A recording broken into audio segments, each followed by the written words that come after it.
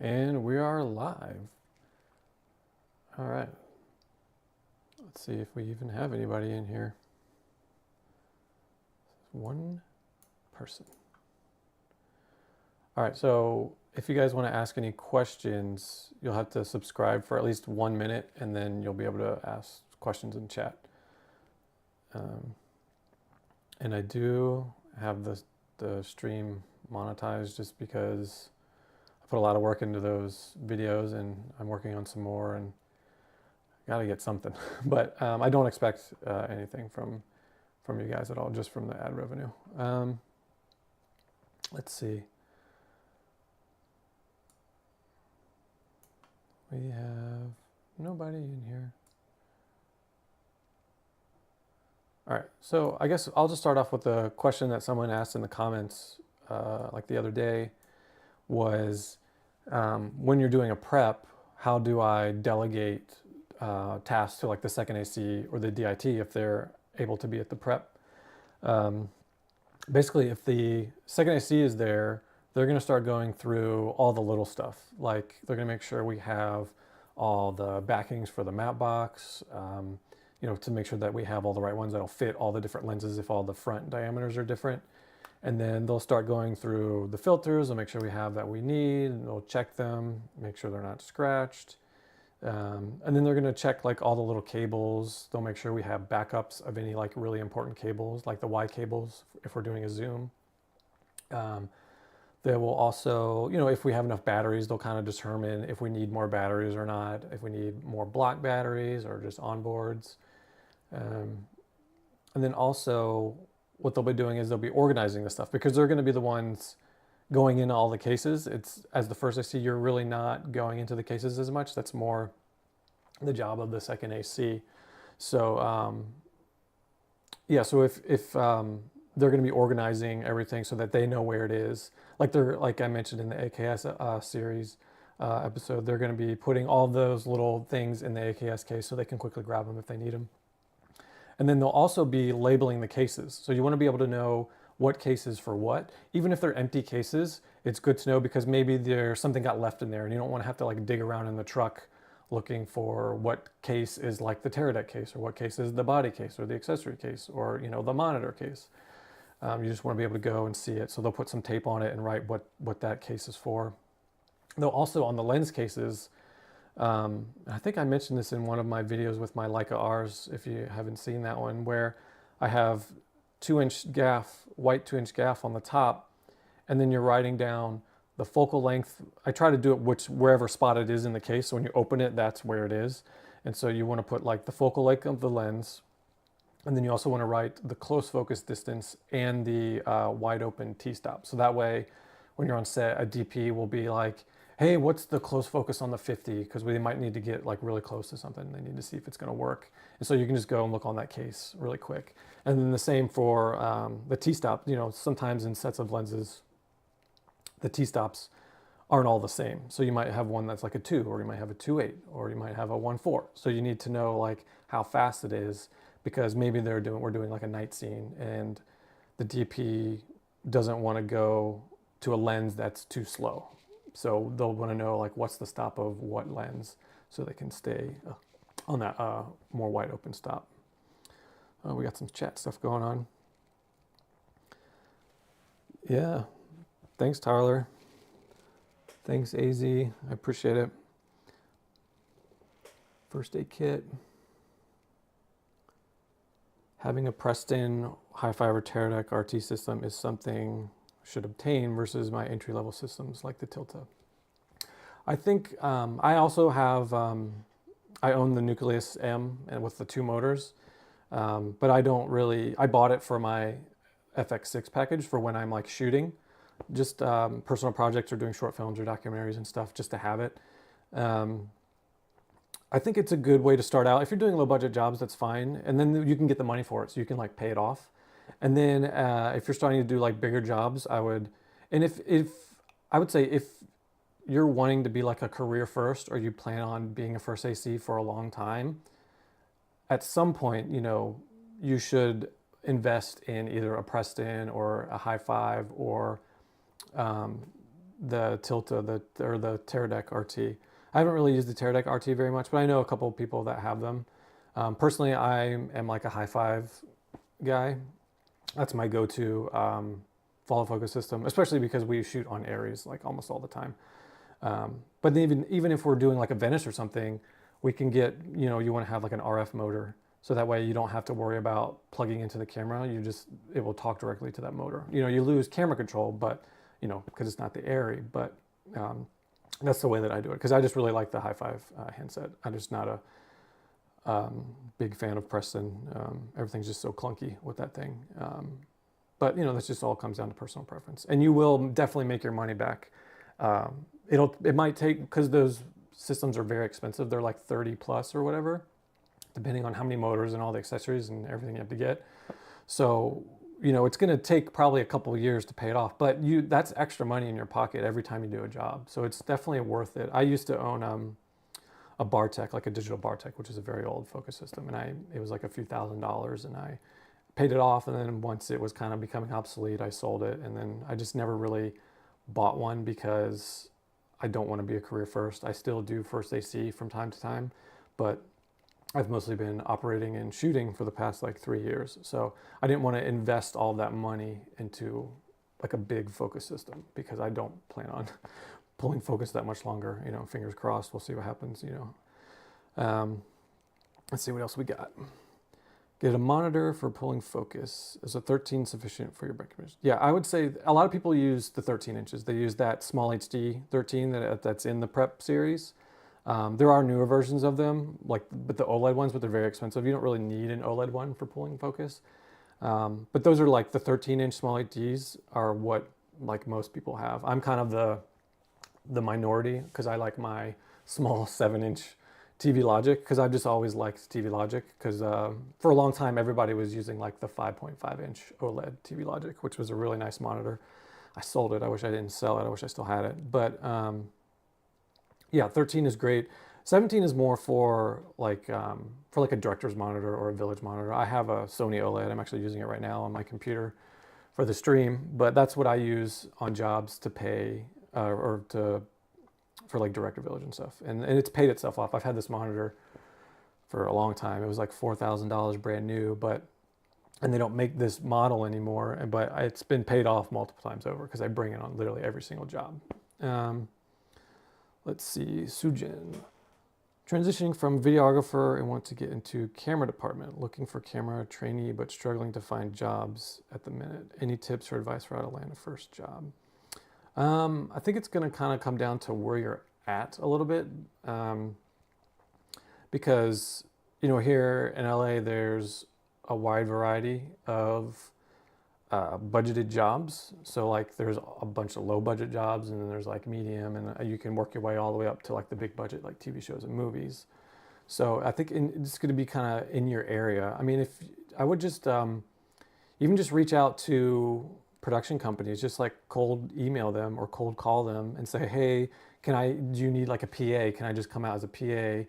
Or if you feel confident that you can be a first AC, just start looking for like go on like Mandy.com or even Craigslist, but be careful.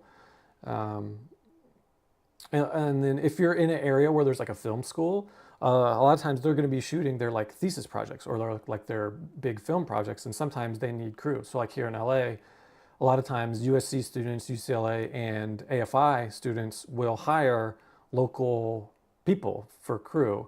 Obviously there won't be like big budgeted things, but it's like a way to definitely get your foot in, because then if you can get in with those people, they are going to go on to graduate, especially AFI, and they will eventually, start getting real work because they make friends at AFI and then they help each other. And then if you can get in with that crew, then you can start getting work. And that's kind of what happened to me. I only did an AFI project after I'd already kind of been first ACing for a while. I just had a friend who started going to AFI in the DP track, and they have to do like a 35 millimeter film project. And so he asked me to come out and pull, and they do pay, and it's not much, but it's decent. And so I went out and pulled focus for him on like the film project, and it was fun. It was only like for like a day or two. So that's a good way to kind of get some like entry level work if you have like a film school around, or if there's just, cold call production companies to PA just to meet people and get on set. Because then you can like go buddy up with the camera department and just kind of work your way in. Maybe they can get you on as like a utility or something like that. Let's see. Grumpy Lewis. Yeah. Yeah, I mean, he's saying, if it had come out earlier, I would have saved him a lot. There's not really anything like this on YouTube. Everything else you have to like pay. And I don't know, I just kind of saw the gap in the market. And I know, like, just from personal experience, it was so hard breaking in when I came here. And it was like almost impossible to get real world like advice or training, again, without like paying for like, and I don't even know if when I was starting, if there was anything like the master class and stuff like that, so it was just kind of like figuring it out on my own. But yeah, so I really appreciate it. I'm glad everybody, it seems to be hitting it off really well. I didn't do a video for like 2 years and then posted that cinema camera breakdown and it just blew up. And I just, I can't be, I can't be more grateful than everybody watching, so I really appreciate everybody watching. And I'm, working on more. I've got like a list of videos and I've scheduled some shoots and with some more gear. And, eventually I don't want the channel to all be camera and first AC. I do want it to be other departments, but right now, this is what I know and this is what I have access to. And it's hard getting people to like help, and I'm not making enough money at all from this channel to like pay people to come out and like teach a class. So, hopefully, as the viewership grows and the subscribers grow, that's something I can do. So, please tell all your friends to subscribe. And, my goal this year is to get to 25,000 subscribers. So, and then hopefully I can start landing some like sponsor spots, and then I can start hiring people to do other kind of stuff. But we'll see. Grumpy Lewis, what do you check for when throwing a lens on a collimator? Not something I've got to do in prep yet. It's not really something we do very often. Maybe if like a DP is like really like for like a movie or something, really wanting to look at the lenses and like the distortion and stuff like that. I honestly, we don't really do it that much. It's more of like a pre-pro thing that the DP will do with the rental house, I think. Let's see. Ryan Wright. After camera prep, is all the equipment usually kept at the rental house and then picked up on the shoot day? What if the production can't afford a camera truck? Who picks up, returns the gear? So generally, if your shoot's not the next day, you're going to be like loading up the truck, or a PA will come and bring the camera truck and load the truck. Like when you're done. So you'll be like texting the driver or production, you'll ask, hey, who's the, truck driver, get their info. And then they might even hit you up and be like, hey, what's your ETA on being done? And it's hard to give concrete answers until, until like lunchtime, because then, maybe you're waiting on stuff or whatever. But yeah, you'll be in contact with the driver, and then you'll pick it up. They'll pick it up at the end of the day. But if you're not shooting the next day, sometimes they will just leave it at the rental house. And then depending on the call time, they'll just go and pick it up that morning and then bring it straight to set. So it just kind of all depends on that. If there is no truck, if it's like really low budget and there's no truck, I would say don't offer to do it. Because number one, you're going to have like a big enough vehicle, and then also you're going to like scratch up your vehicle. If you have if you don't really care, that's fine. But I would recommend that they have PA do it, or if they can rent even just like a van, a Sprinter van, or even like a U-Haul van. They should get something. It shouldn't be your responsibility to pick up the gear and return it. That's like production's responsibility. Let's see, what else? Am I missing anything? Amazing. All right, Augusto. Have you had any production outside the US? If so, have you traveled to the Dominican Republic or know anyone who's worked in camera? I have not been to South America, Dominican Republic or down south. I've been to Europe once I went to Berlin on a job. It was for Under Armour many years ago. It was really fun. We were traveling to a bunch of different cities. So we shot here in LA, we shot in New York City, Baltimore, then we shot in Berlin. And I think there's one more city, I don't remember, this was a long time ago. But that was a really fun job. Berlin was amazing. But as a first AC, you don't always get to travel, but it does happen quite often. Like last year, I did a bunch of travel jobs for T-Mobile. We did a bunch of commercials in a bunch of different cities around the U.S. So that was fun. Travel jobs are always fun, especially when there's a budget, because you get to stay at pretty decent hotels and you get per diem and you can like get good food. And if you're like buddies with like the producers, just hang out with the DP, they'll like take everybody to dinner and you don't have to buy anything. It was great. Um, Ideal camera lens package, budget friendly.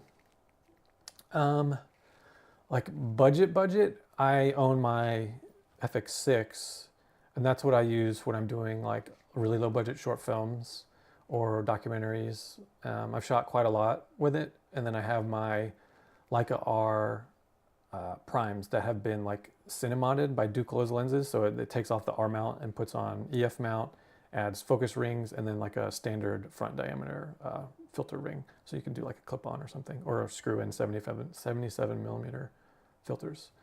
So that's like my go-to like budget one, and most of the time you're gonna be like renting. If you're gonna be doing like more legit stuff, you're gonna be renting your camera package. And so like, but like a low budget thing, I mean, we're throwing the term low budget around. I mean, there's so many different levels of low budget, you know what I mean?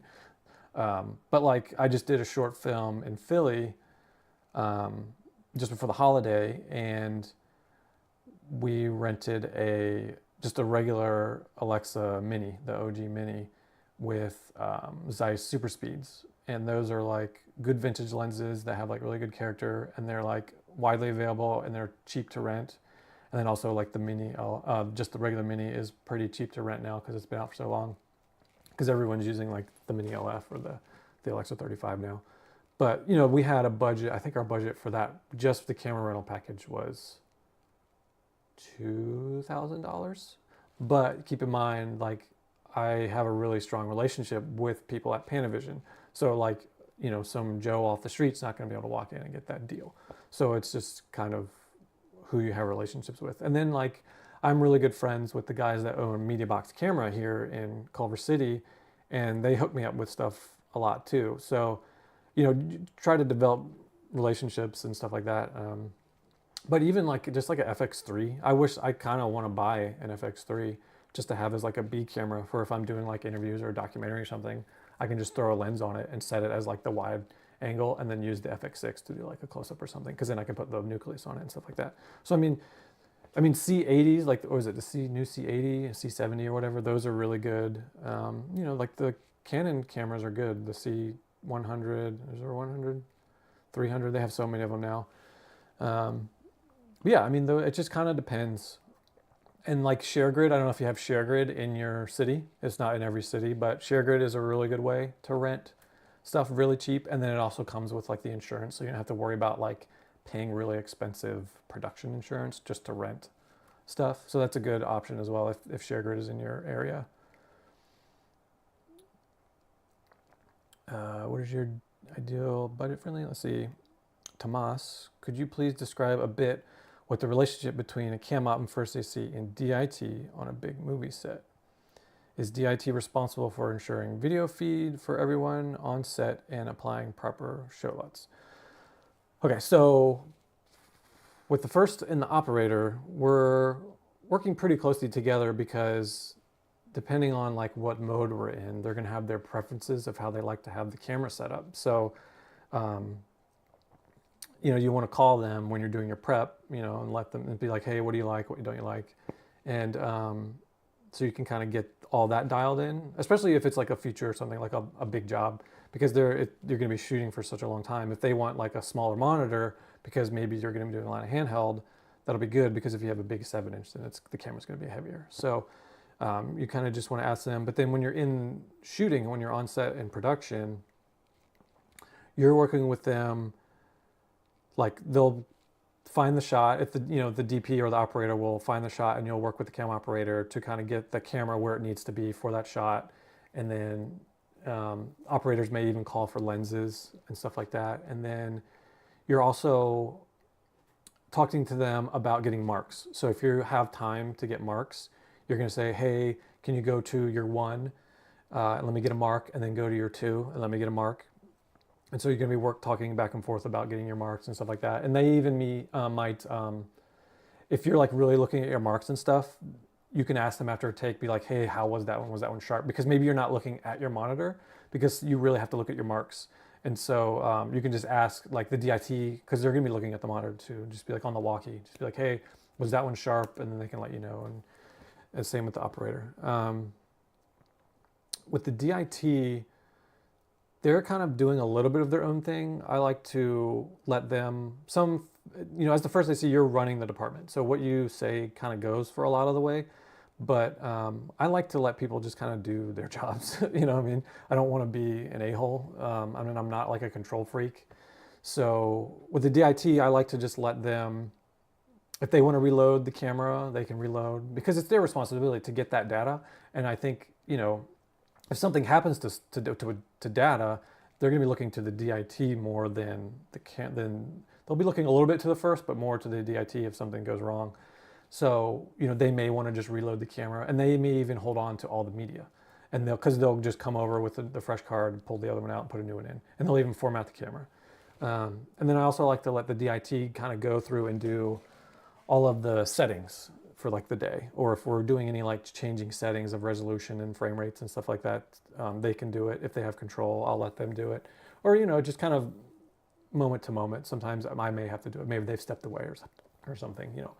So that's kind of how it goes. And then they'll load a LUT. A DIT will have built a LUT with the DP, and then if they're at the prep, they'll load it in at the prep, and they may have multiple LUTs for different, like maybe night scenes there's a LUT, and then day scenes there's a LUT. So, and then they might change it for you when you're doing those different scenes. They might go in and just change it for you. But always, be aware of what's going on. You don't want to just assume that the DIT has done something.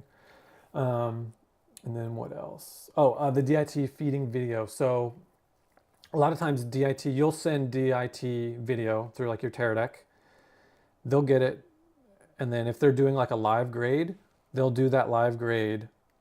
And then they'll send it from their cart out to, if there's VTR, a video assist, they'll send it to the VTR cart. And then the VTR will send it out to all the monitors on set, except for obviously your focus monitor. And so, or the DP's monitor. So if there's VTR, that's how it's going to work. And then if there's no VTR, the camera department is going to be responsible for any village monitors or handheld director's monitors. And so then it'll go to the DIT, and then the DIT can then send it out to the director's monitor. Or you might just do like wireless straight to the video village and the handheld. Maybe they're not going to feed it. Maybe they're not doing any live color. Maybe they're not going to feed it out. So that's kind of how it will work with the DIT. See, Ryan, how can you tell how many camera carts you will need for a shoot?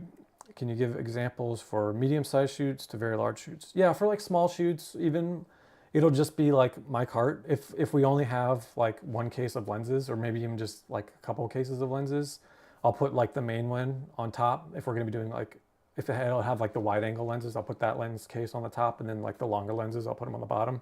Or, if you have a zoom, primes and zoom, I'll just do primes up top and then put a zoom down below. And then everything else, any other stuff, AKS case will go on my cart.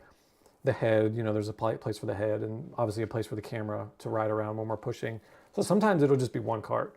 It just kind of depends on how much stuff you have.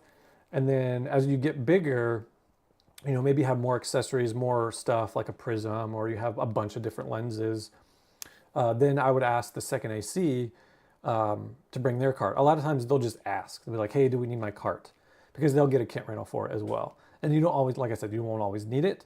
But if you have a lot of stuff, then you say, hey, bring your cart. We're going to use it as like a lens case, or we're going to use it as a monitor cart, because maybe like you don't have VTR and you need to put a couple monitors on it. And so that'll be like your monitor / battery cart. And then when you're getting into like really big jobs, you could have like a lot of carts. So especially if you have more than one camera. So each camera is going to have at least one cart, right, for one first AC. And then you're going to have like a lens cart. You may have two lens carts. You'll have maybe a dedicated battery cart.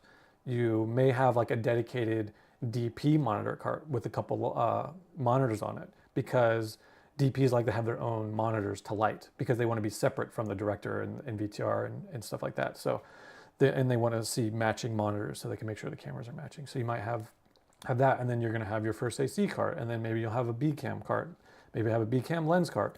So I mean, and maybe you'll have like a specialty cart where that has a bunch of stuff that you're not going to be using all the time, but you need to have it on a cart in mobile. So I mean, you could have one cart up to like maybe even a dozen. So it just depends on how much stuff you have. And then obviously you'll need a bigger truck depending on how much you have. Let's see, Augusto. Have you worked with wildlife documentaries like Nat Geo or anyone who has, how's the camera department different just in documentary in general? I've never done like a nature documentary. I've done like regular like sit down interview documentaries and then like following people around and getting like B-roll and stuff like that. But I've never done like a wildlife.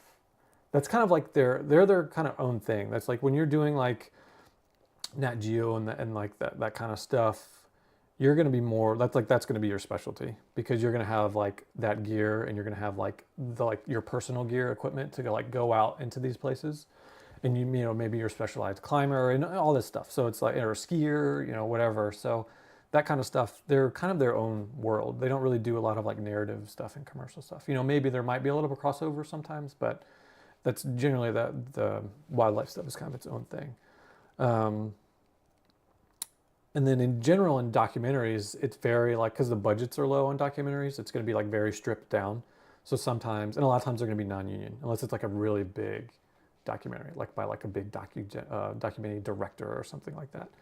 And I've done a bunch of documentaries. So a lot of times it may just be one first AC and the DP, and you may have 2 or even 3 cameras, because what they'll do for the interviews is, if you're going to do multi-camera, you'll have one set up as like a wide shot, like a nice pretty wide shot, and then you'll do one maybe off angle to the side for like a close-up, and then maybe depending on the style of the documentary, maybe you have like a really extreme close-up one. So that's kind of how it will go. And then, you know, sometimes you might have a second AC on it and stuff like that, because there's not, and then obviously you'll pull focus on whichever camera needs it. You know, if you're doing like another really close-up one, you'll probably have another first with you, because they'll have to pull focus if you're doing really close-up stuff.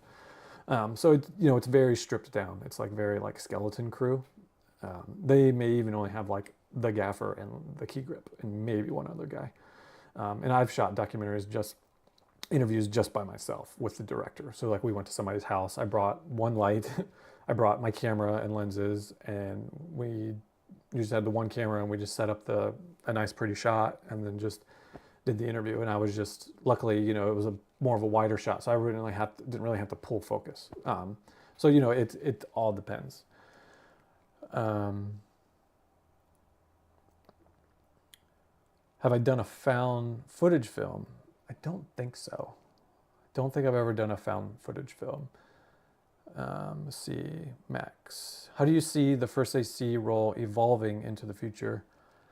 I think that's a good question. It's going to be interesting to see what's coming out. I know that people are working on like AI focused stuff. So I don't know. I just don't think it's going to like take over a first AC job, because for being a first AC is not just like racking to this thing and then racking to that thing. It's very much one of the few artistic jobs on set. You may like, well, it's not just purely technical, because you're making creative decisions when you're rolling that focus in and out. So, you know, and you're timing it. You're like, you have to really kind of feel the scene and kind of be in the moment with the actor sometimes, and know when is like a good moment story-wise to pull. And you have to do it at the right speed too, with the tone of that scene in the moment. So like having just like AI do that, I just don't see it really happening. But there will probably be good AI like tools to help. Like there's already like a Light Ranger, which it's not AI, but it's this LiDAR sensor that goes on. It goes into a Preston, and it sends to you your hand unit info to your hand unit, and it there's a bunch of stuff on your monitor. Personally, I've never used a Light Ranger. I'm kind of a little old school about it, but the problem with the Light Ranger is people are becoming too reliant on it.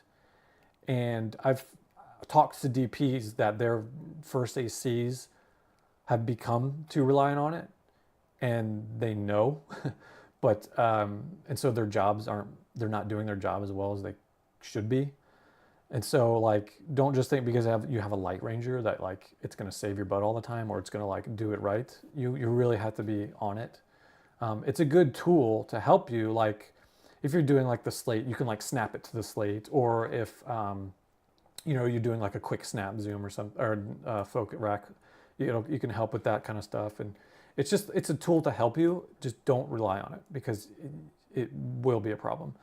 But that's kind of what I think and hope for in the future as a first AC, just because there's too much creative decisions being made in the moment that I don't think AI will be able to do that. And sometimes you'll be, I know there's a long answer, but if you're doing like a very long dialogue scene and you have two actors that are in different focal planes, you will have to get your comm tech from the sound department. So the sound department has these little comm techs with little headphones, and it's just a way for you to hear the audio.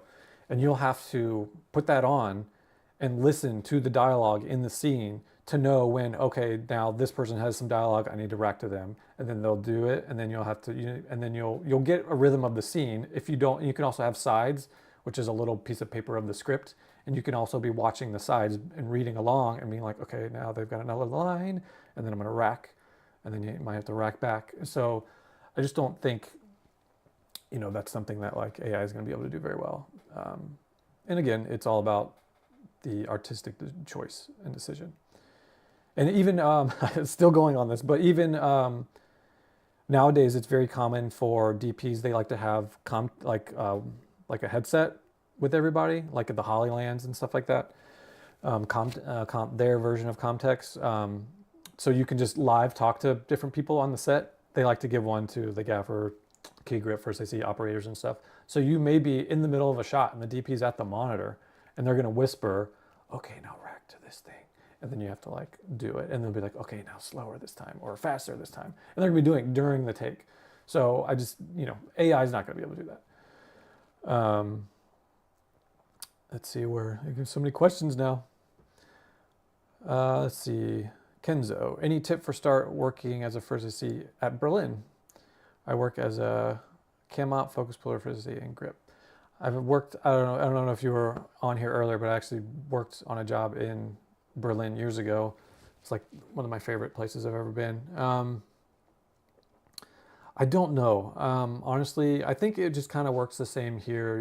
Try to go to events, try to meet people, try to expand your network by just meeting people, even just getting on set as maybe like a second AC just to meet people. But you have to be careful not to do it too much as in a lower position, because then you're going to become that. People are just going to see you as that. And then like I said earlier, if there's film schools in your area, try to work on their like thesis films or like their film projects if they're shooting like 35 mil or 60 mil projects. Try to work with them. And then you can just like try to find DPs in your area and just like cold call them or cold email them or text them. Just be like, hey, my name's so-and-so. I've been doing this for this many years. If you ever need such and such person, I'm available. Or if you'd like to grab a cup of coffee, whatever. It's the part of the job that I hate, and I think a lot of people hate, but just trying to get yourself out there is very hard. Tyler, can you talk about rates to have specific numbers more of, do you charge a kit fee or all-inclusive day rate? So there is a video, I did a video on day rates and stuff and kit fees and stuff, so you definitely watch that, but I'll talk about it. When I'm doing kit rentals or kit fees, it's separate from the day rate. So my day rate is the day rate, and that doesn't include anything else. So that doesn't include any of my crew gear. It doesn't include my kit rental.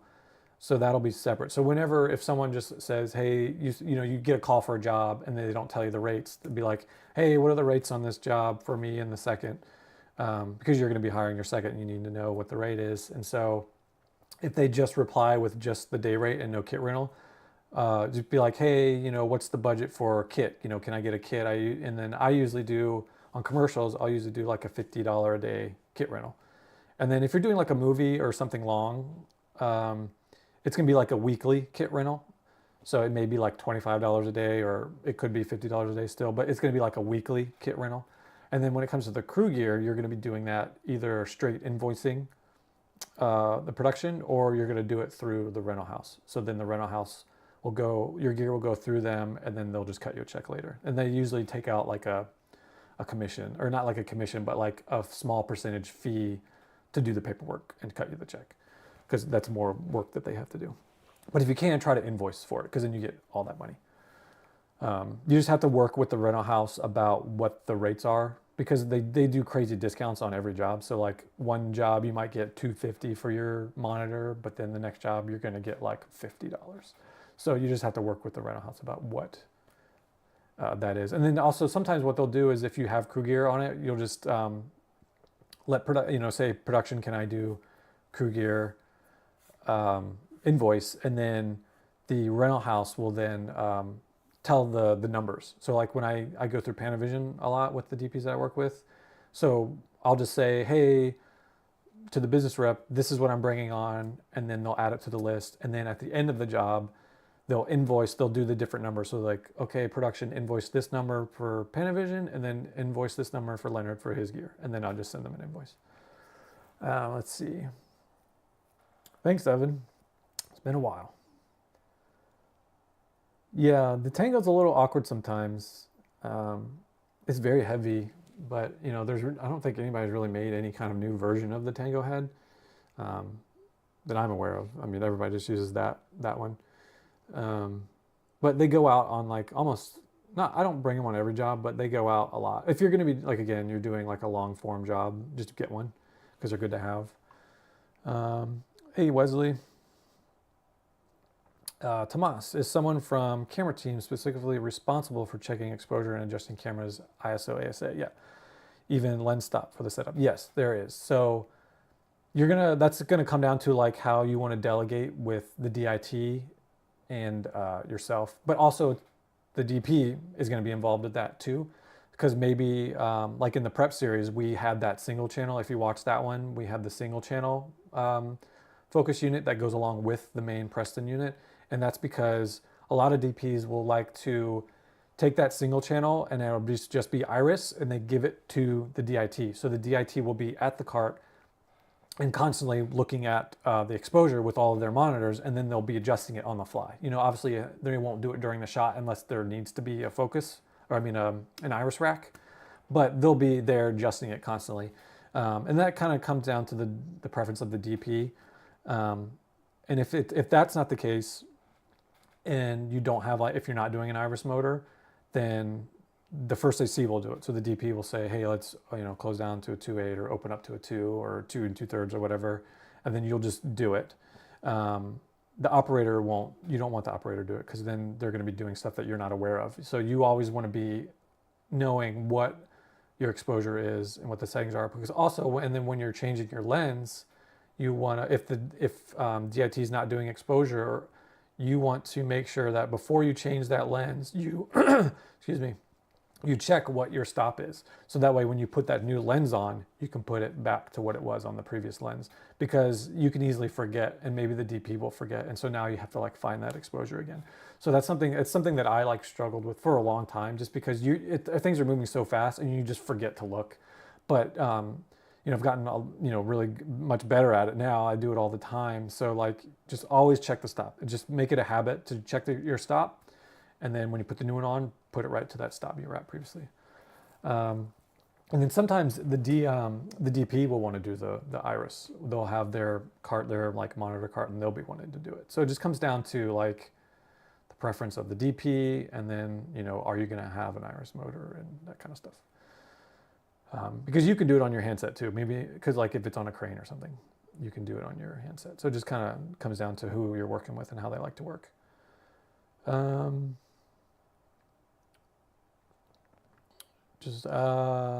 Leonard, what's up? Just want to say thanks for putting out such invaluable info. You're very welcome, fellow Leonard. Let's see. Oh, this is in another language. I'm so sorry. I won't be able to reply. I'm so sorry. Oh, did it translate it? What do you think about the GH7 4x3 system? I actually don't know what that is.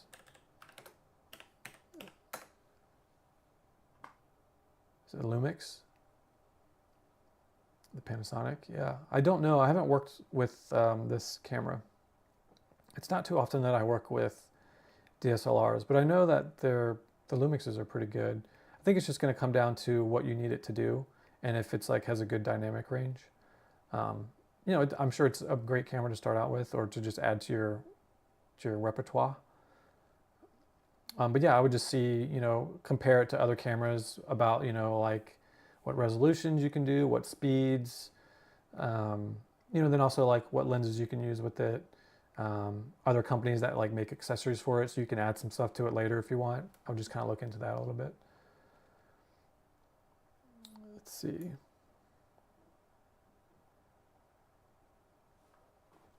Audio is ahead.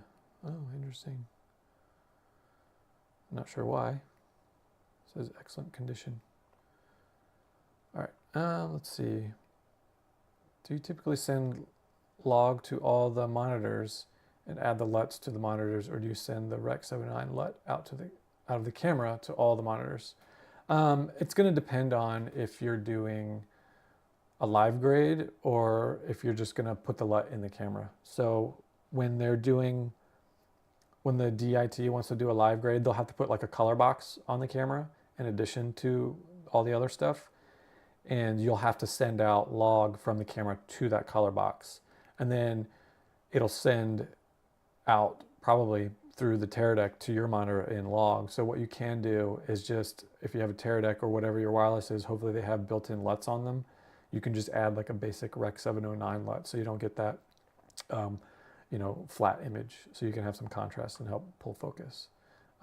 But if you're not doing the live grade, then you'll just load the LUT in the camera, and then that LUT will just go out to everybody. At Asia, let's see, Kenzo, at Asia they usually hire AC in rental houses. I don't know how that works in Europe. Yeah, there's the way that crew works in different countries is very different. So, you know, the way that I talk about it here is how we do it here. But then if you're like in Europe or in Asia or like even like India and stuff like that, like it's kind of crazy. Or like in like Southeast Asia, they do everything differently. There's some countries where when you get a lens, a person comes with that one lens. So every lens will have a person because they like, it's their job to just watch that gear and they like do it. So like every C-stand will have a person. So it's like, it's very different everywhere. So I can't really say too much about that.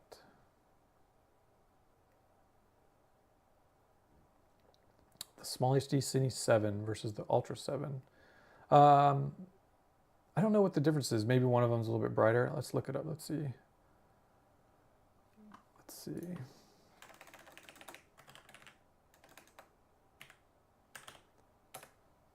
I mean, I have like a 5-inch, I think it's the 5-inch Small HD Cine or something like that.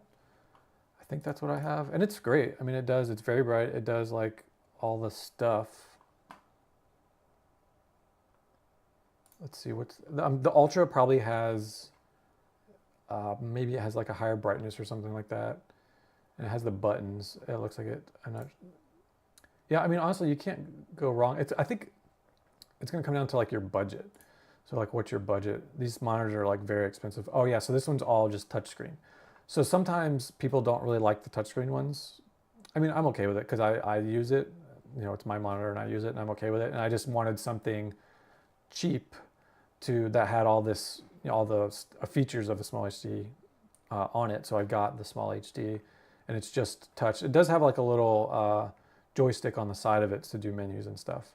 But yeah, I think it's just going to come down to like if you want the buttons or not, because you can customize the buttons and do that. And then, you know, who knows what the, let's see, 2300 nits, and then what's the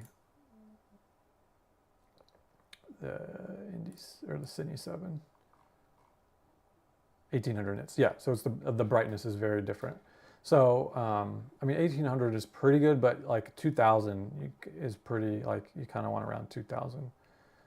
But 1800 is still very bright. You might just need a hoodman sometimes when you're outside if there's like the bright sun or a bright light or something. That's kind of my thoughts on that. Let's see. Oh, you're welcome, Klasa. Let's see. I don't think I missed anything. Let's see. Anybody else have any other questions? I was talking earlier about delegating. Oh, you have Carter has the Ninja 5. I was looking at getting a Ninja 5 because it has that ProRes RAW, and I have the FX6 and it's compatible. But the problem is, like, I use DaVinci, and DaVinci does not support ProRes RAW. So that's why I was looking at that monitor when I was looking at my small HD 5-inch, because I wanted to be able to record in RAW, but it just, like, there's no point. Until Blackmagic decides to support ProRes RAW, you know, I don't know. If you're using Premiere, I think they support it. That's fine. But, you know, Premiere's, it's so buggy, and like Adobe's a terrible company and I don't like giving them my money every month. So that's why I've like switched full time, like to DaVinci for everything. Because I bought it years ago and I've had it because I got it to do color. But yeah, that's but Blackmagic, or not, was it Blackmagic?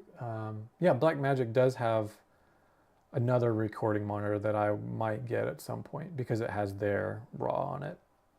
But it's not something I like need right now. So we'll see.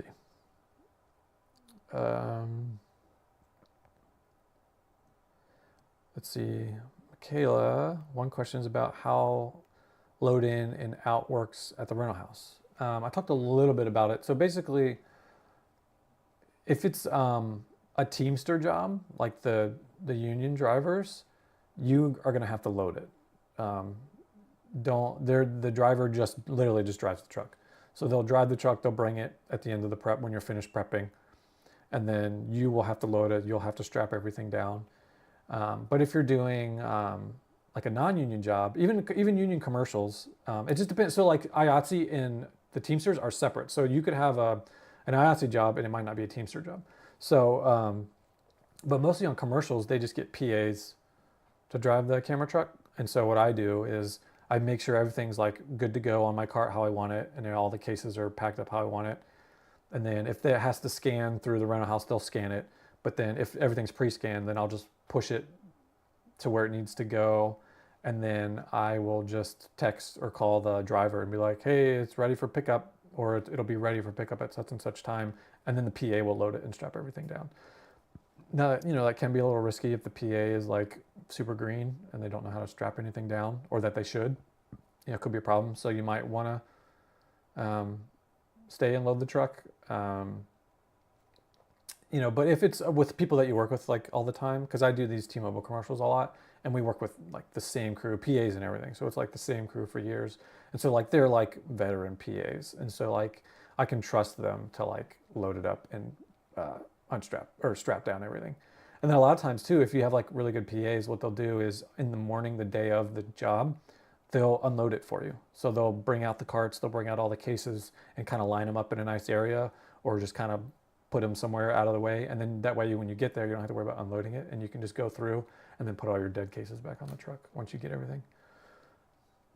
So make sure check if it's a Teamster job. Because I made the mistake years ago. I did this indie movie, and I didn't realize that it was a Teamster job. None of us did. And So we like finished prepping and then we left. And then the first day of the shoot, this like Teamster, this driver comes up. He's like, "Who the fuck is Leonard?" And I was like, and he was like, "Don't ever effing do that again." And they was so pissed. He was like, "I hope you have everything you need." So don't make that mistake. It was a rookie mistake. It was, again, it was very early on, and it was like one of the first like union jobs that I was doing. I don't even think I was in the union yet. I think we were doing that job, and it flipped or something. But anyway, make sure you see check if it's a Teamster job, because it's not their job to load it. It's your job if it's a Teamster job. See, Michaela, I'm on a. Oh yeah.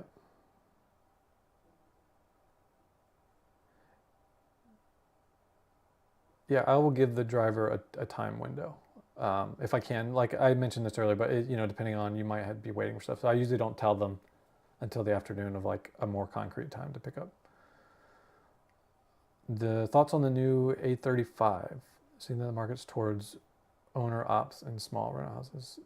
It's pretty popular from what I understand, but I've only used it, I think, once. Just because a lot of the jobs I've been on, we've been doing Venice, or like Venice 1 or Venice 2, because of the Rialto mode where you can pull the sensor. It has that little sensor block that you can pull and tether to the body, and then or like mini LF. But people do use it a lot. It's a pretty popular camera. Yeah, I don't know how many like the big rental houses have them. I'm sure they do, but a lot of people, like owner operators, bought them for sure. The Ursa 12K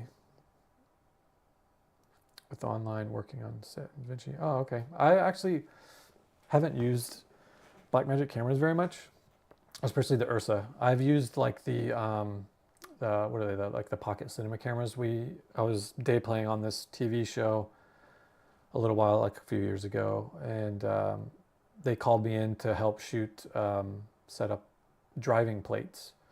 So like they were shooting car scenes with people, like actors like supposed to be driving, but they weren't really driving. They needed plates of movement of driving, and so they called me in, and I had to set up 3 of the Blackmagic pockets are in an array around this cart that we had, to then just drive it around a parking lot to get those plates. So that's really the like only time I've used Blackmagic cameras. But I am really interested in their like that Ursa, that large format one, that like super fun, like the 65 mil one. What is it, like a 16K? Something like, yeah, 17K. Like this thing looks pretty cool. But the only thing is, there's not a lot of lenses you can use with it. That's the only downside.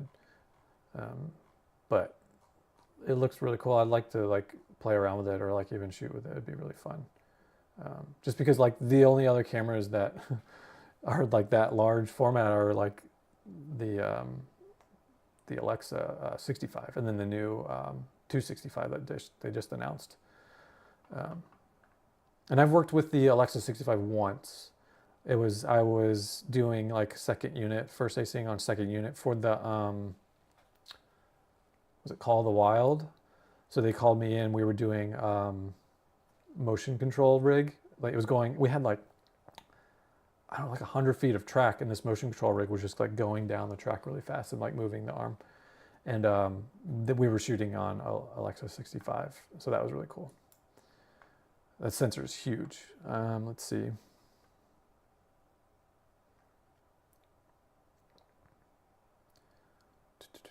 Have you done this is what's in my camera cart? No, I haven't, Jacob. I did like what's in my set bag, and then I've done like my backpack. There's videos of like my set bag and then my tool bag, but not on my cart, because on my cart I do have stuff. Like I put a bunch of stuff in my coffin, my camera coffin, because I have like RoboCups. Highly recommend RoboCups. They're really awesome. And then I have like a little LED light that I can plug into like a battery for like when we're doing night at night. And then I have like my umbrella that I like to take, even at night with the umbrella, because I can shoot that light up into the umbrella, and then it'll just like light the whole cart, which is great. Um, but yeah, I mean the cart is like mostly basic, and then I have the trough and stuff. But there is the camera cart video. If you haven't seen that, like check that out. It's a pretty popular video, where I talk about the different carts and then I like build it and go through all the different parts of it.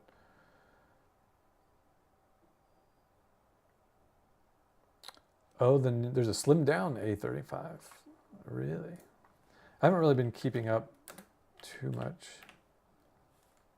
So I know that like doing the license thing is like a thing, because then you have to like, even like back on the OG, the original, the Alexa Classic, you had to get different licenses. You had to get like an anamorphic license. You had to get a high speed license. So like they've been doing that from like day one. So I'm not surprised that they do that. It's just a good way to like get the camera, and then like later on, you know, once you're like making money off of it, or like close to paying it off, then you can like upgrade that license, or you can even like try to get like a production to like upgrade it for you. I don't know what the pricing is on the different licenses, but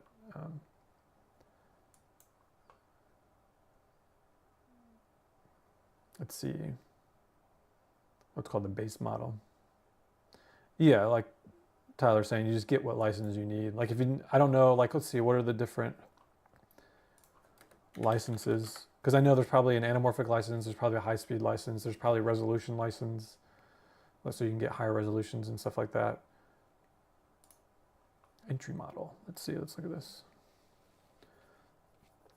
Flexible licensing options. Lower cost base. Compact drive, ProRes, 40% less. Do they have the license? Do they list them? Let's see.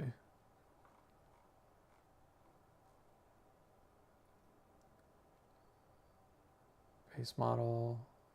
8 sets that all bring accessory savings grouped within 3 categories. Base entry, base operator, and base production.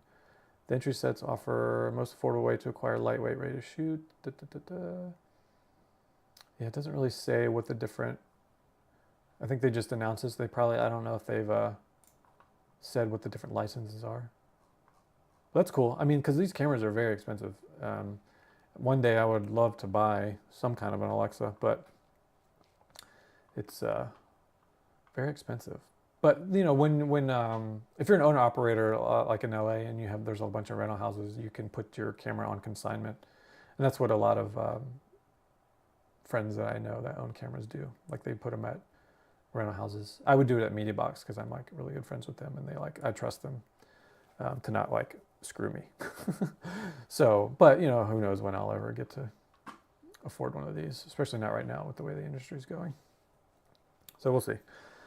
Let's see what else we got.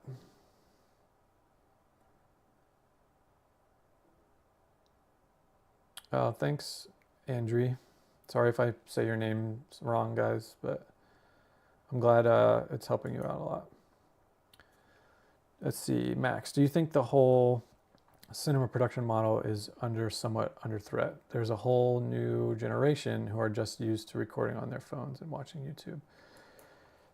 Yeah, I mean, the film industry in Hollywood is definitely, I mean, we're going through it right now. You know, the boom of streaming production is over because those wars are pretty much dying down now.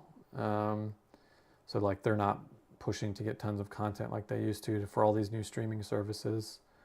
And then with, you know, the new contracts, these companies are just so greedy that they can't even like share like a 0.0 whatever percentage of their profits to pay crew, and so they're just going either out of the country or out of LA or out of the country, just like especially like Canada and even Mexico, and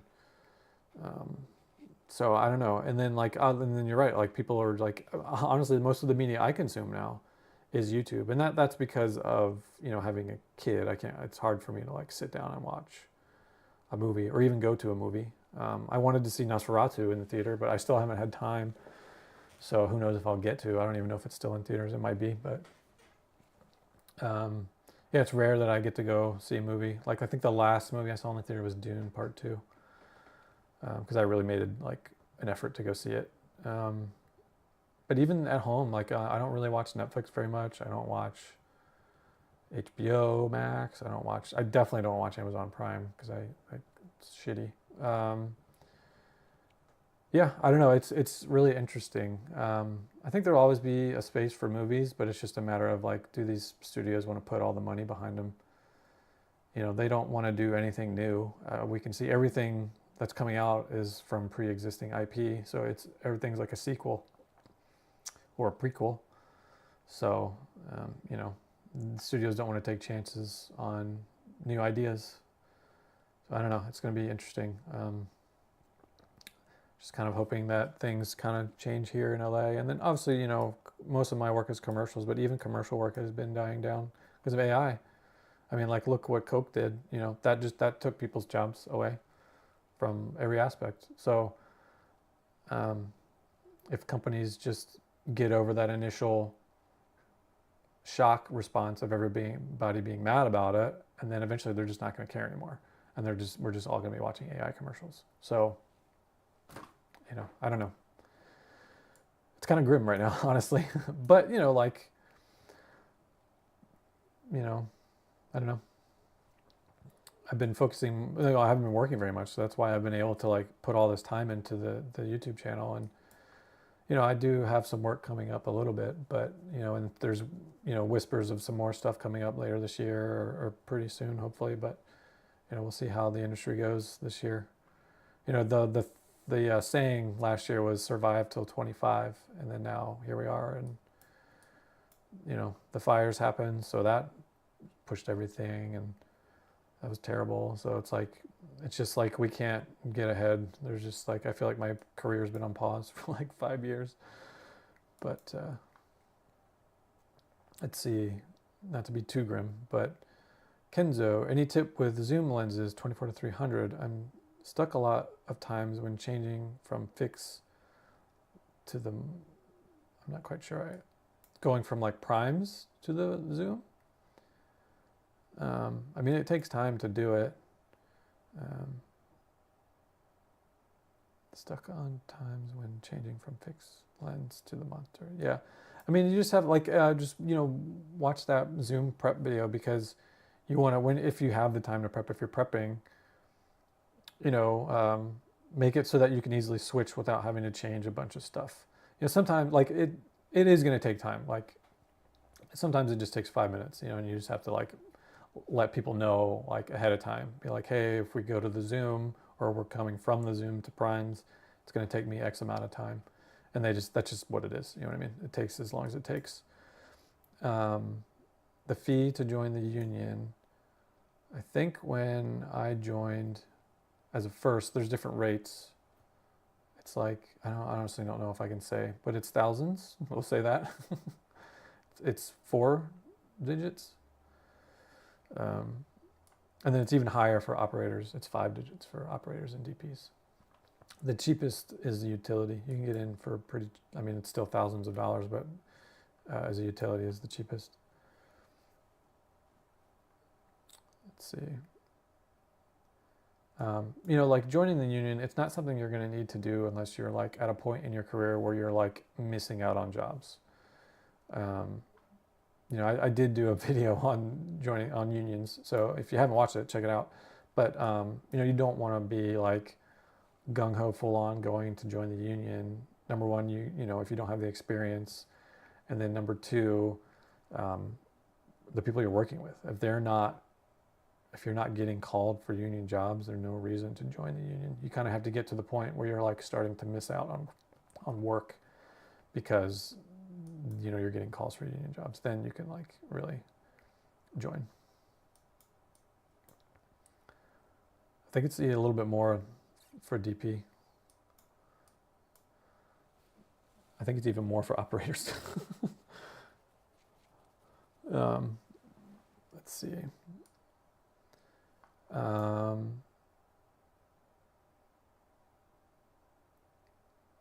Should you be charging a flat rate or hourly? Carter says. I definitely do hourly.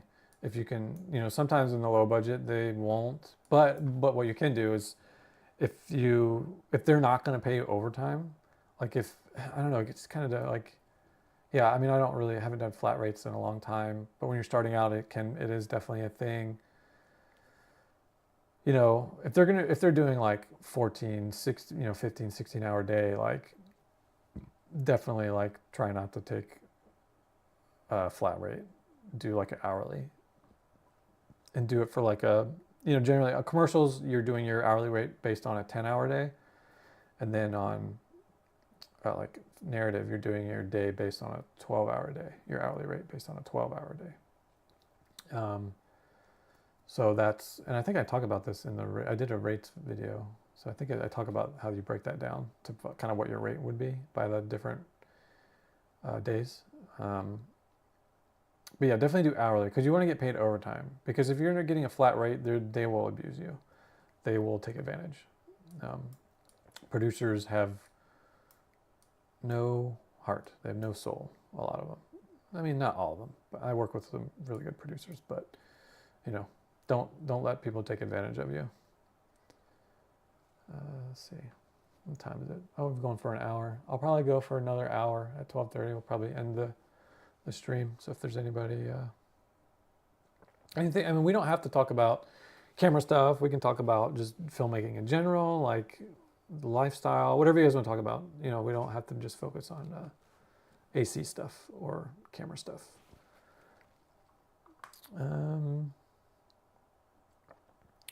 What's the best tape to use? Jensen, what's the best tape to use to mark on cameras or matte boxes? For like on the camera, you want to use like paper tape, but sometimes it depends on like the finish of some of the matte boxes or the matte hard mats. Sometimes paper tape just won't stick to them, so you have to put just like gaff on them.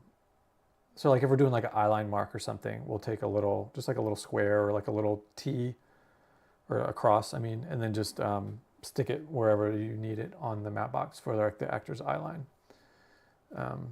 Or it could be somewhere else on the camera too, because maybe the eyeline needs to be like over here, just a little above, wherever.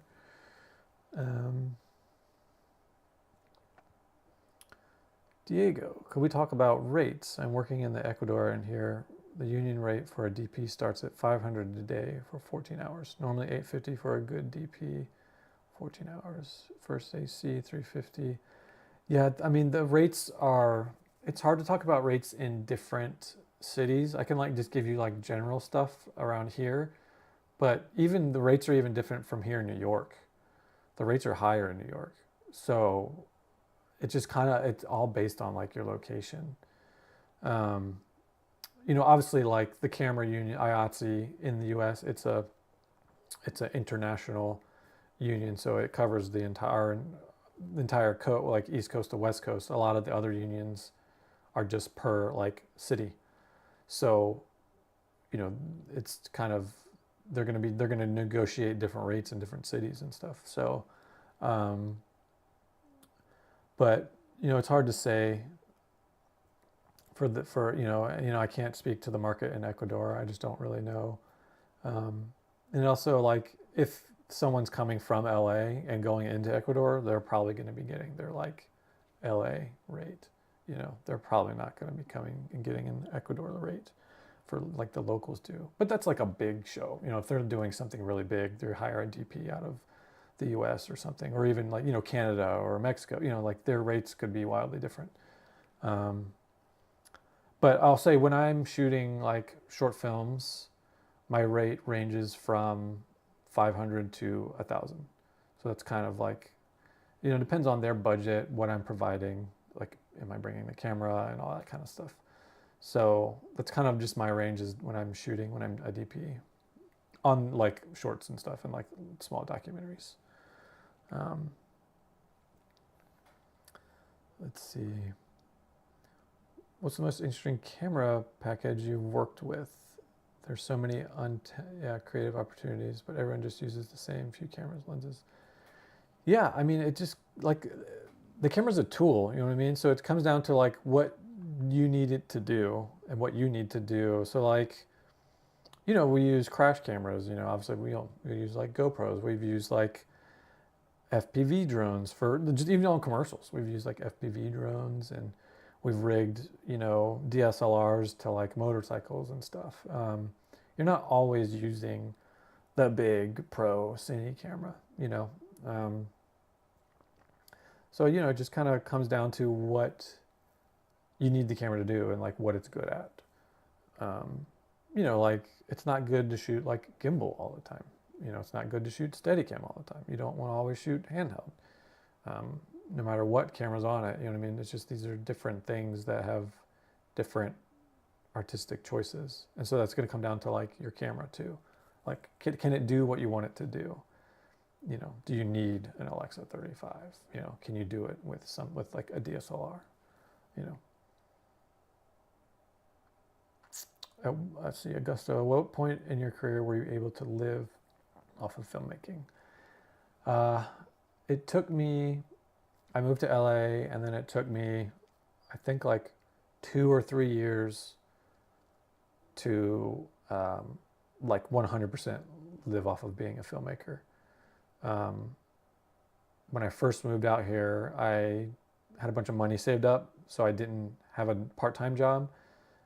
I was just like trying to find work, and then it really wasn't working out, and I was running out of money. So then I had to get a part-time job, started working like valeting cars, and then slowly I started like getting small jobs here and there, and then started working with some DPs regularly. And by like year 3, I was like making enough money to like quit the valet job, and like I was mostly doing music videos. So like I like cut my teeth doing music videos. So that was all I did for like quite a few years. I've probably worked on like over 100 or 200 music videos. So because we just did them constantly, because all the DPs, that's kind of like a starting point for a lot of DPs too, is like they just do music videos, and then if they're really good, they'll do like bigger music videos. But it can be hard to break out of the music video scene. Like I know a DP who's a really talented DP, but he's just, for so long he was stuck doing music videos, and he was doing big budget music videos. We did like Drake music videos. We did who else did we do? Tinashe. We did like a big Tinashe video, and they were like union music videos. It's not very often that music videos are union, so it can take a while. You have to at least give it at least a few years, because it's tough breaking in. Let's see.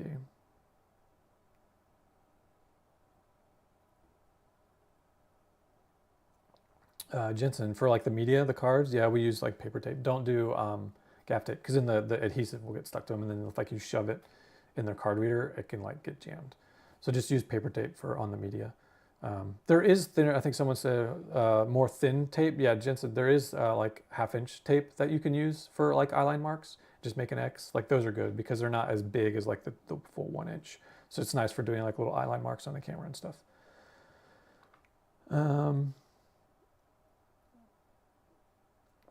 LA good DP for car DP work in LA is very high. Car commercials have tons of money. They like throw money at DPs. Yeah, if you're doing like a car commercial, you're making like, I don't know, thousands of dollars a day.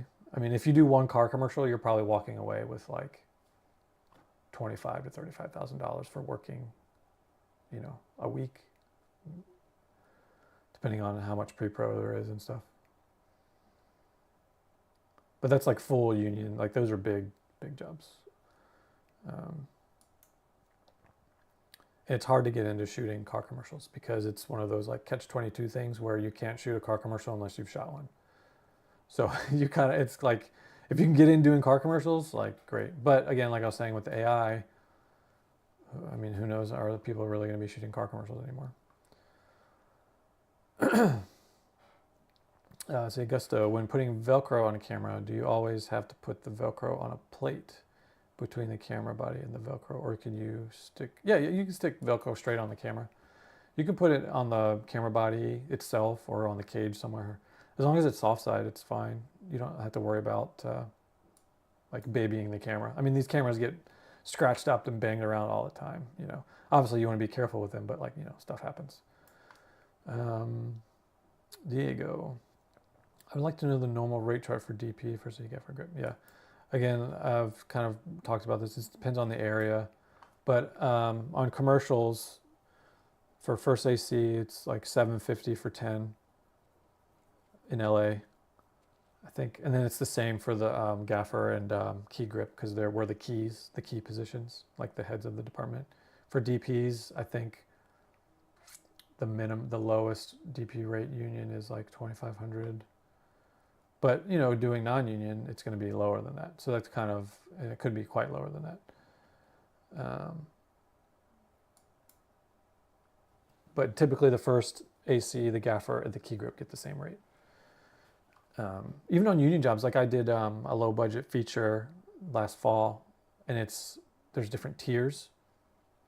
It was a tier 0, which is like the lowest tier union job you can do, and our rate was $24 an hour, so like $325 a day, and that was like across the board. I think the DP might have made the same or maybe a little bit more, like barely a little bit more.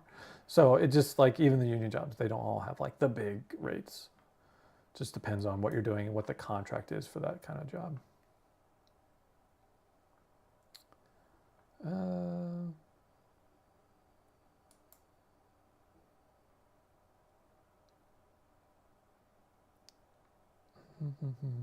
In LA, how long do you have to wait to be paid? They do what's called, if it's done through like a payroll company, it'll be like 2 weeks. But if you're doing invoice, we are what's called net 30. So they have, based on like whatever like the labor laws or whatever are, it's like companies have 30 days to pay you if it's invoiced. But people like the shitty producers will do like, oh, we're net 60, and it's like, no. You have to, it's net 30. And then if you really want to, you could be like, no, it's net 30, and if you don't pay me within 30 days, I'm going to start charging you extra fee and every day that I'm not paid. And then you can do that, and then if, you know, when they finally pay you, or if they don't pay you, you can take them to here in the US, we have the labor board. So you can take them to the labor board, and the labor board will absolutely force them to pay you, and they will force them to pay you the extra money that you've charged them for not paying you. So, you know, I haven't ever had to go to the labor board, but I do have friends that have had to take people to the labor board. I have had to call the union on jobs because they were trying not to pay for travel days. It was a car commercial, and we were driving up, and we were out of the zone. So there's a zone around LA, it's like 30 miles. If you're within that zone, it's not considered like travel. So we were out of that zone, and they were like, oh, we have like courtesy hotels for you guys to stay the night before we shoot. And I was like, no, okay, well, this is a travel day. And so we finished the job, and then I put in my travel day on my time card, and they were like, oh yeah, this was a courtesy hotel day. We're not paying you for that. And I was like, okay. And then I just straight called the union, and I was like, they're trying not to pay us for travel days. And then the union called them, and then they had to pay us. It's like, just because like you, the producer, don't agree with, well, I didn't agree with the contract. It doesn't matter. It's the union contract. Whether you personally agree with it or not, that's what you agreed to by doing the job. So I've had to do that a few times. So know your contracts and your labor laws. So like, know that kind of stuff.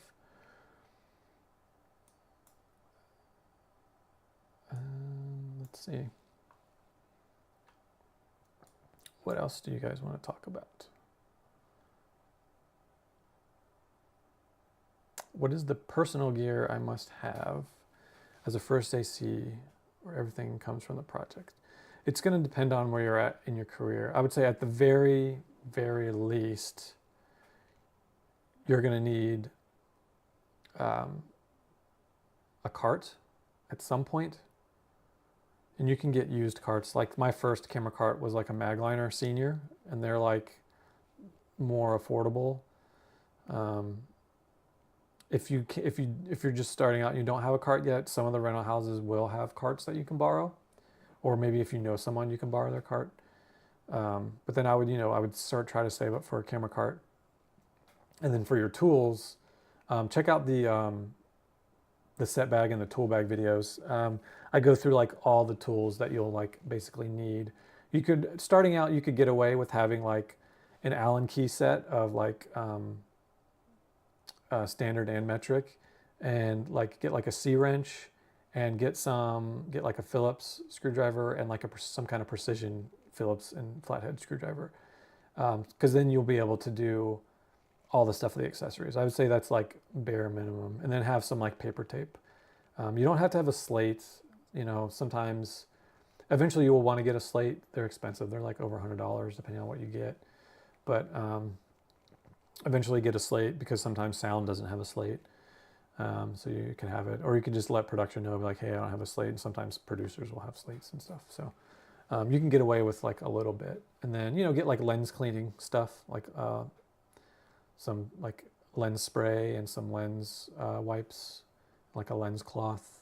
I'd say those you would add as like a basic gear to get going. And then when it comes to like full-on gear, as you progress in your career, then you can start buying like monitors and follow focus systems and stuff like that. Let's see. Diego, do you bring any major tool to set, like a monitor or a receiver or follow focus?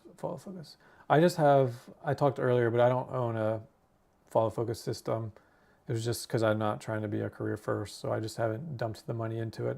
I wish I did a long time ago, because I've been doing this pulling focus for like over 10 years now, and I could have made way more money over time, but whatever. But I have monitors. I have my 17-inch OLED monitor, because they always rent, and then I have my focus monitor, and then I have my like a 5-inch onboard monitor that I bring on sometimes, and a Teradek. I have a Teradek, a Teradek 4K 700 feet Teradek. The Teradek makes good money.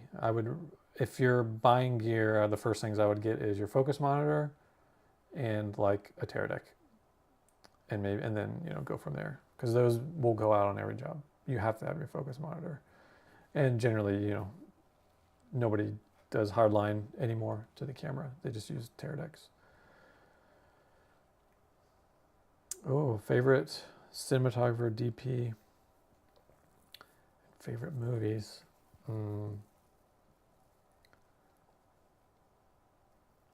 That's a good question. Really big fan of like Hoyt van Hoytema. He's really good. And then, of course, everyone's answer, Roger Deakins. Like, how could you not like Roger Deakins? But Hoyt van Hoytema, yeah, I don't know. It's kind of Larry Sher, what's his name? The guy who did Joker. He's really good. I really like his work. Let's see. Favorite movies. I mean, I think one of the movies that I always like get this inkling to watch is The Social Network. I'll just one night I'll just be like, oh, I need to watch Social Network, and then I'll just put it on. I have it on Blu-ray, so I'll just throw it on. But also like No Country for Old Men, There Will Be Blood. I feel like these are typical answers that people give. The Dune movies were great. Yeah, but like nostalgia-wise, I'd love Jurassic Park. I mean, there's a poster right there, and then a VHS tape right there. So I love Jurassic Park. Tips for first AC resume. I haven't been asked for one in a minute, but typically put project name, DP, production, comment, camera. Yeah, I think that's good for your resume. It's very rare that I have to send them out to, but yeah, I would do like the name of the project, maybe like I put the year I did it. I put the DP. I will put any like if there's any like famous actors or semi-famous actors who people might recognize, put them on the list. because it adds a little bit of credibility, knowing, because then people will know that you can handle the pressure of working with like big talent. Um, and then I put like the production company. I don't really ever put the producer, and maybe if it's like a big famous producer, I would put the producer or something like that. And then yeah, you could put down like what cameras you are knowledgeable with. Um, I think that doesn't hurt. Um, let's see. Anders, would you rather have a steady income AC job at a production company? Does it get tiring to have to look for single jobs constantly? It does right now. I mean, for many years, up until like 2023, even, like I would just get calls for work. I didn't really have to like hit people up for work. It was rare that I would have to like text someone and be like, "Hey, if you're got anything coming up, I'm available." Because we would just, I work with like a small group of the same DPs, and they would just all, rotating, and they would all have different jobs at different times. But the last 2 years is very different. I've had to like really reach out, and I need to do it again. Luckily I have a job later this week, but I'm gonna have to reach out to people. I think the thing is, I actually applied for like a full-time camera operator job at a company, and it would have been okay money, more than I'm making now because I'm not working, but it wouldn't be what I used to make, which, I just don't think that's a reality right now. But yeah, I think it just depends on your situation, like your financial situation. Do you need that income, or do you have the luxury right now in this climate? Do you have the luxury of just doing freelance? I think, hopefully things will change and pick back up. And when they do, it's really nice working freelance. You have a lot of free time, and eventually you will get to your point in your career where you can pick and choose what jobs you want. If you get called for like a really low budget, shitty music video, and you've got money in the bank, you don't have to do that job. Now you may want to because it's a DP you work with a lot, or you want to meet someone, it's someone new that you can meet. But if you're like, no, I'd rather just like stay at home, and just, you can say, no, I'm not available, which is like really nice. And then like vacations, you don't have to worry about like, how many days of vacation time do I have? Obviously you don't get paid when you go on vacation, but you have the luxury of going on vacation for as long as you want, if you financially can afford it. It's kind of, I really enjoy the lifestyle of freelance. It's stressful right now, but again, hopefully things change. Favorite lens set you have used, spherical, anamorphic. I actually just finished editing a lens test for my favorite lenses. It's going to go up next week. It's the Bosch and Lomb Baltars, super Baltars. They're like from the 60s. They're like super cool. This is like a rehoused one by TLS, but like, because the original housings on them are like really hard to work with. So if you can get rehoused ones, they're really cool. They only cover Super 35. Some of them, like the longer, if we look here, like the longer lenses do cover full frame, but if you want like the wide lenses, like the 25 and the 20, you have to be Super 35. But these are my absolute favorite spherical lenses to work with. They have like a really cool vintage look to them, and their bokeh is like really cool. It does like really cool stuff like inside the bokeh and stuff. They're just really cool, and they're like, they're wide open, they have like this really cool look. I don't know, it's hard to explain. The camera test will be up next Thursday, and it was just kind of like a quick test I was doing for a short film. And I did all the way up to I did the 20 mil to the 100 mil. I didn't have the 152. And I think I'm more interested in the wide angles during the test anyway. So I didn't really test the 100 mil too much. And then anamorphic, my favorites are the Panavision Primo anamorphics. They're like old vintage lenses, but they look amazing. But the problem with them is, let's see, they're humongous. They're like, some of them are as big as that zoom lens that is in the Prep series, and they're primes. So let's see if I can find them. They're ginormous.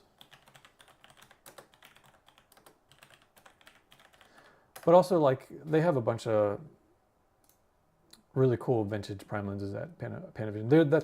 That's why people go to Panavision a lot for anamorphic, because they have such great lenses for, and especially anamorphic, and you can only get them from Panavision. Okay, so this is the lens. This is one of them,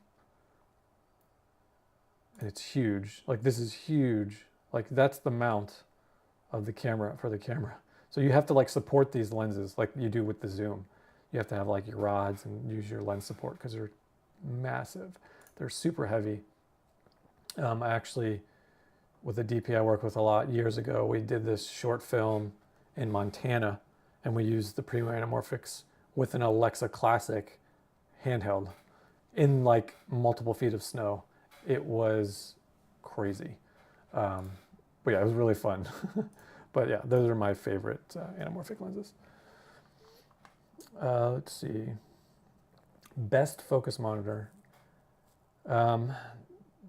That's going to come down to personal preference. The ones that I would recommend are Small HD and TV Logic.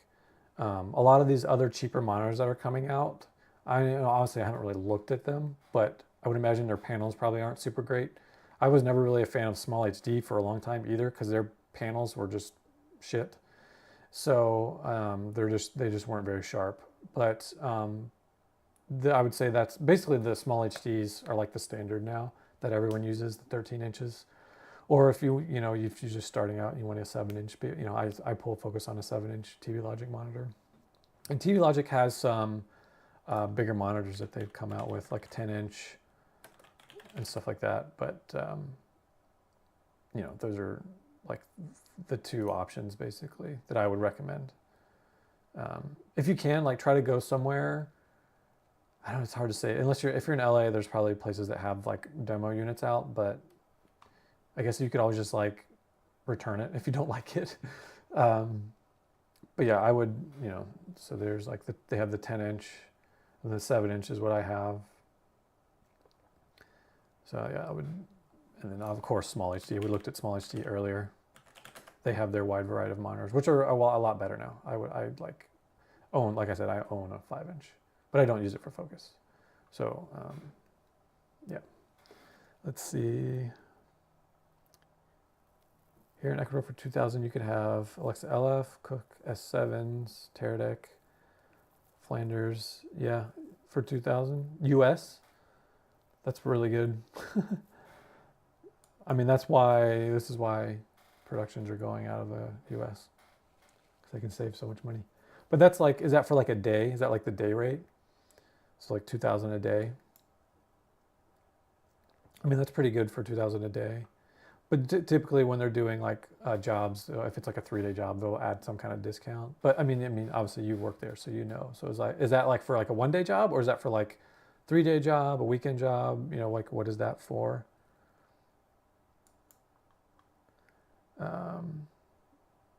Thank you, Sufyan.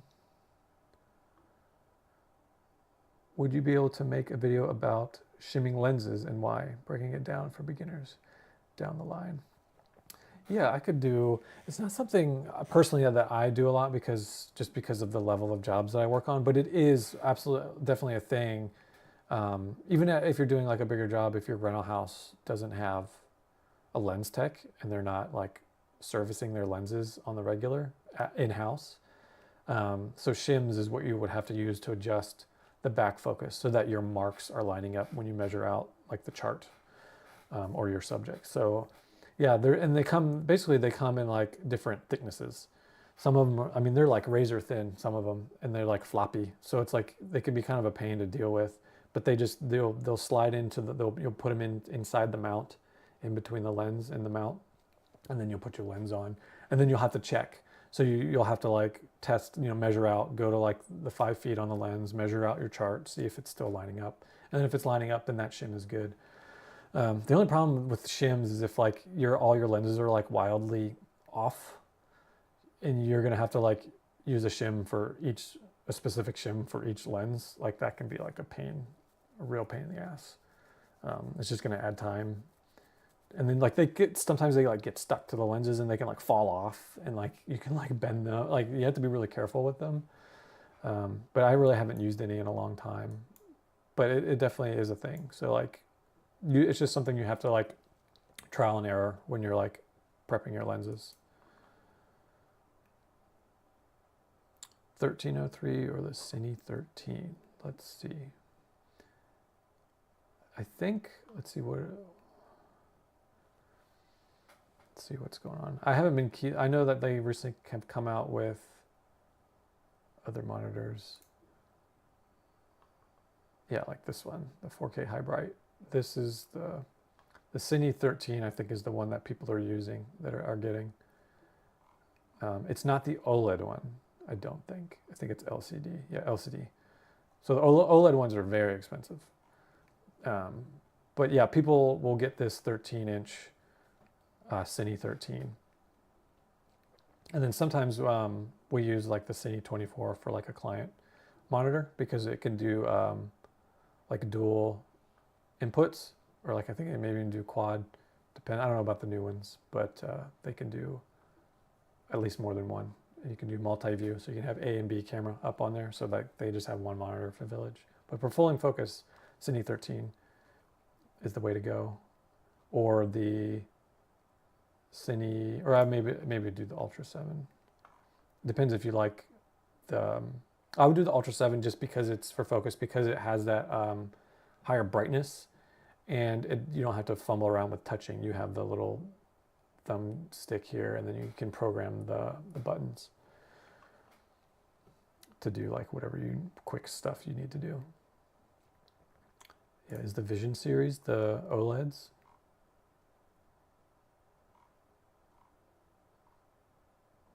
Let's see, where full array local dimming.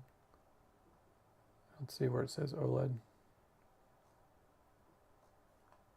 Anyway, yeah, those are the ones that people are using. Yeah, the 1303 probably is being discontinued. They will there's like 702s and like 502s, like they don't make those anymore. So it's like they're like constantly like discontinuing stuff when they come out with their new products. Kenzo, did you need to set up steady and robot arm for camera as AC, or grip gonna do that? For Steadicam, the Steadicam, I will build the camera how they will like it. Like a lot of times you'll like lose the top handle and kind of slim it down as much as possible, and then make sure nothing's loose or wiggling. And then they will put it on there, they'll balance it, and they'll do all that stuff, and then they'll take over. When it comes to like hard rigging a camera, the grips will like build the rig, and then you'll get the camera ready for that rig, build it how it needs to be for whatever the rig is. If it needs to be small rig or like a small build, then you'll like try to make it small as possible. And then typically you'll probably they can help you like put it on the rig, however, if it's high up in the air or if it's low or whatever it is, the grips will help you put it on there. And then from there, the DP will generally, or the operator will come over and like adjust the frame on a lot of times it's like on a ball, like a metal ball mount, and they'll like find the frame, and then the grips will like tighten everything down. Once they've got the frame, then they'll lock everything down, and then basically that's it.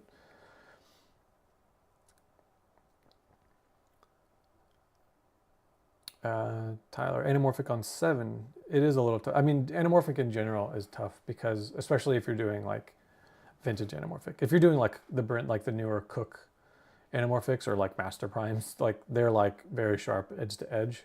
But if you're doing any kind of vintage anamorphic, they cannot, what's the term?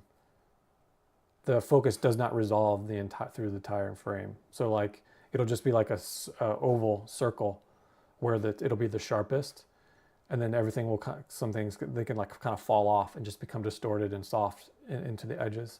So that it makes it very difficult. So they might be framed up with the person's face and like the right top third, and part of their face is like going soft because their face isn't directly in the center in that sharpness.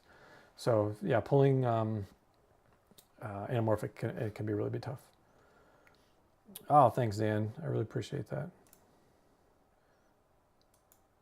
let's see. Okay, so Diego, that's a 1 day rental. I mean, that's pretty good. That's pretty good for a 1 day rental. Okay, they don't do like weekend stuff. Always 1 day. So the normal rent house is 2K for the kit. If you need more days, you could ask for a discount. Yeah, that's 2,000 a day. That's a pretty good rate. Um, and then yeah, if you're doing more days, they will discount it. Same here. That's how it works here. Oh, the Atlas Orions on FX6. Yeah, pretty much the same. More, yeah, you get that oval in the center. Yeah, and it's worse the more wide open you are. So if hopefully if your DP doesn't want to shoot wide open, and a lot of times people won't shoot anamorphics wide open because of that. So you always want to, if you want more of a sharper image edge to edge, you'll stop down a little bit. And also the Atlas Orions are like they're like pretty not great wide open. So most of the time people will stop them down a little bit to make them look better.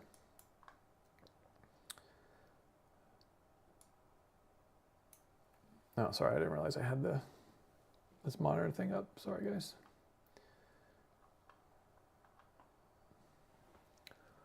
Long-term goal with the channel and your career. Are you looking to develop as a DOP and document the journey in this channel?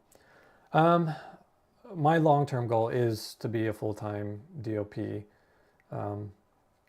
Like I said earlier in the stream, over the past 3 years, I've mostly been operating and I haven't been first ACing as much, but because of the jobs are pretty scarce in LA, I have had to first AC a little bit. I'm actually going to be first ACing this week on a commercial, just so I can make some money. But the majority of my work has been either operating or shooting. And I've mostly been shooting like short films and documentaries. It's really tough trying to break into like commercials and stuff because it's another one of those catch-22 things where you have to have experience shooting commercials to get commercial work, which is like completely bullshit because it's the same job, right?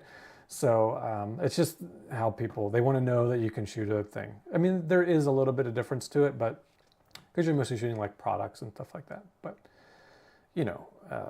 it's the same job. Just the same thing when people ask like, well, do you know this camera? And you're like, maybe you haven't worked with it, but you can just say yes because they're basically all the same.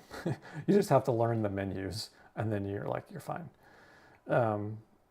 So I haven't really thought about documenting it very much. I don't know, it's just kind of tough because my jobs are so, when it comes to shooting, are just so sparse. Like I shot a few things last year, and like in the fall, I shot a short film in Philly for 5 days, 4 days, 5 days.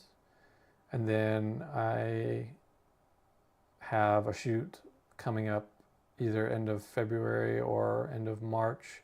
It's kind of like it's not a documentary, but it's like, I would call it more of a music video because it's about a poet who has written a poem about the LA River. And instead of like doing like a documentary about him and the poem, we're going to do like a spoken word. He's going to like recite the poem and then we're going to shoot stuff about the, scenes around the LA River and stuff like that. So it'll be kind of more of like a music video-ish kind of thing. And then, I've got some short films that I'm in pre-pro with some other directors, but there's no solid dates on those. I just really want to get into like shooting commercials and like doing that. I'm still in the union as a first AC. I haven't had to reclassify. I think because if you do a certain amount of days in a new classification on a union job, they force you to reclassify, and then you have to pay the difference for your union dues.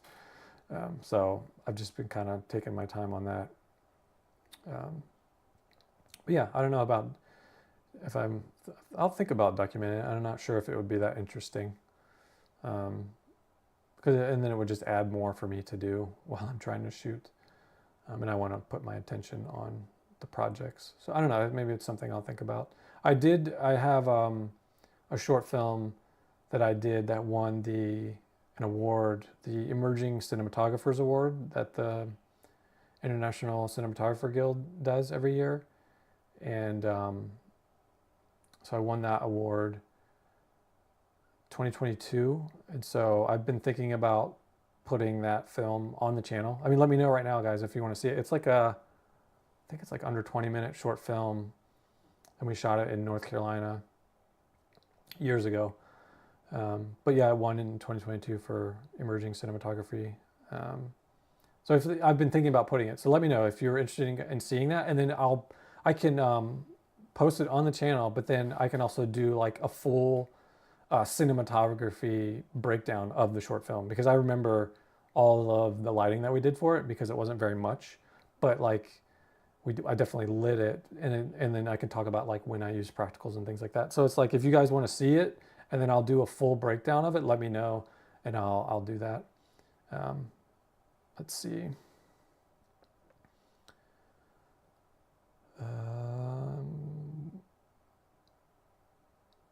Yeah, Tyler 2.284 split. Yeah, that seems pretty normal for anamorphic.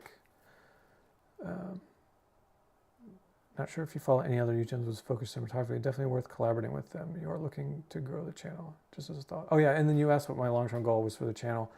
My long-term goal is, I think like my ultimate goal is to get like 100,000 subscribers, and then, you know, and then obviously continue to just kind of grow it. I would love to get to a point where I could like hire someone to make videos for me so I wouldn't have to do it all the time, because it's extremely time consuming. You know, I'd like to get, you know, like once I get enough exposure and following to get like sponsor spots and do kind of stuff like that to kind of help fund all this time that I'm putting into it. But I enjoy doing it, and like I've really, with the recent success from the videos I've posted over the last few weeks, has really like motivated me and like really gotten me back into wanting to do it. I don't know, I just want to make this stuff available to people and not charge them, you know, hundreds of dollars a month for it. You know, I don't know, just kind of how I feel about it. I don't really watch any other cinematography channels or anything like that, because I just don't really have any interest in it. Oh, dropped my mic pack. I just don't really have any interest in watching them. Sometimes I'll watch like CVP videos when they're like going over like a new camera or something, just to see what they think about it, or like what the specs are and how it does and stuff like that. But yeah, I don't really watch any other channels. Let's see. Okay, so we got one person is down for the short film. Bro, get a Latin editor. $80.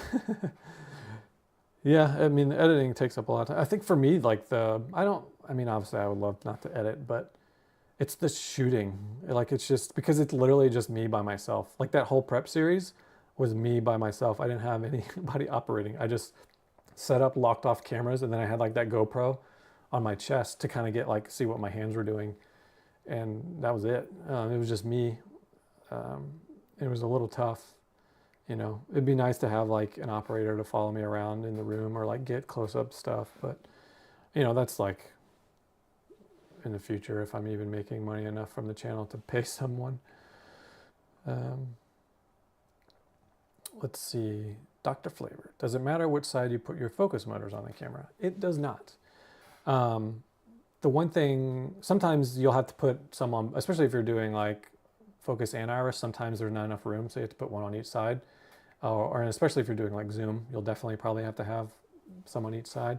But I typically put them on the dumb side. So the dumb side of the camera is the side of the camera where the operator is not. So the side where, you know, you're putting the camera on someone's shoulder, or they're operating on sticks on the left side of the camera, that's the smart side of the camera. And so the dumb side is the opposite side. So I always try to put the motors on the dumb side, because it just gets out of the way of the operator and stuff like that, because sometimes it could obstruct their view trying to look, you know, through the eyepiece, and then also look through with their other open eye, or some, you know, stuff like that. It just kind of, it can get in the way. Even if handheld, like if they're doing handheld, it can just kind of get in the way. So I just try to put them on the dumb side, the right side. But yeah, you can put them on either side. You just have to make sure that they're going the right direction. So then you may have to reverse the direction so that you're getting your wheel to go the right direction. And that's it. Let's see. Dakota, coming to LA next week. Any DP filmmaking things to do while I'm there? I do know, I just recently found out that I think it's Atlas Lens Company. They do like a thing called Wednesday Lens Day. And I think they do it every week. I was supposed to go, I was going to go today, but I wasn't able to go. But yeah, like look into that. Look, I think it's on their website. You can like just RSVP and then just show up. It's like from like 10:30 to like 12:30 or something like that. Definitely check that out. I would see Film Tools just had an event to help like raise funds for the fires. See if they've got anything going on, or even just go there just to like look at all the cool stuff. Film Tools is pretty cool. What else? Check any like Facebook groups if like they have any like any LA Facebook groups that have anything going on, if they're doing any meetups or anything like that. That could be cool. And I do know like, well, it's more of like Panavision does stuff, but I think it's more like through educational places like schools and stuff. They give tours and things, but I don't think they just, you can't just walk in and like do a tour. But check their website. Maybe they have like some kind of thing going on. Check some of the rental houses, see if they got anything going on. The new Ursa Cine 12K price for body only version. What is the price of the Ursa 12K?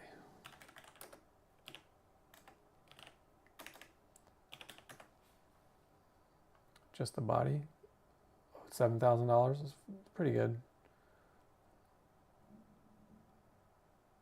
This is the new one. Let's see.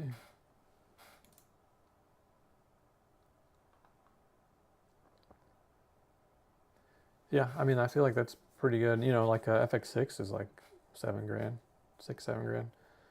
So like, I feel like that's pretty good. I don't know what's on it. I honestly don't like. I don't really work with Blackmagic cameras very much, but I am interested in the 17K one. That looks very interesting. Let's see, what does it have internal NDs? Yep, built-in NDs. So that's good for sure. That's like a must now. If anybody's making a new camera and it does not have internal NDs, it's a complete waste. No camera, any cinema camera everyone should have internal NDs. It should not be an issue. It's like a complete lack of knowledge of what's going on in the industry. Oh, Tyler, you almost went to the Wednesday Lens Day. Yeah.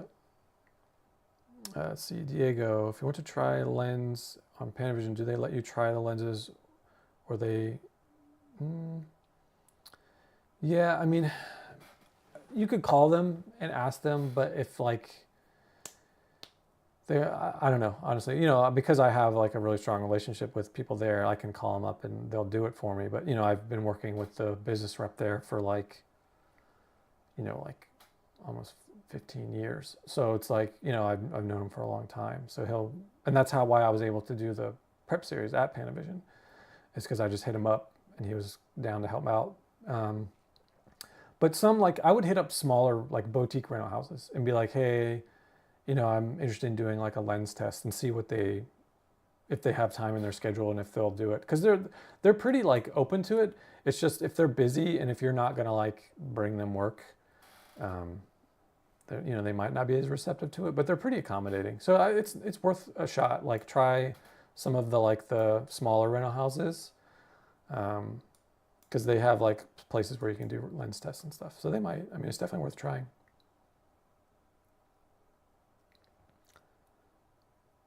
How's it work on the West Coast? Eastern production list is only 2 pages this month, and work has been very scarce. Yeah, same here, JL. It's been pretty grim.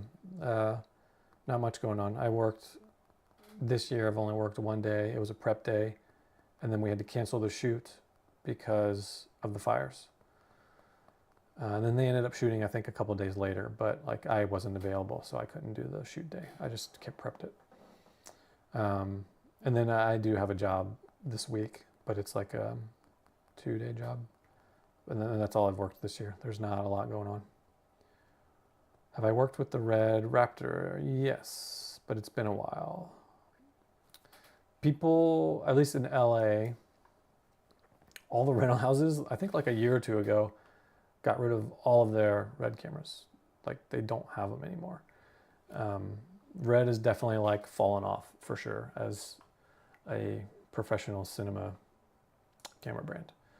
It'll be interesting to see what happens now that Nikon, is it Nikon that bought them, right?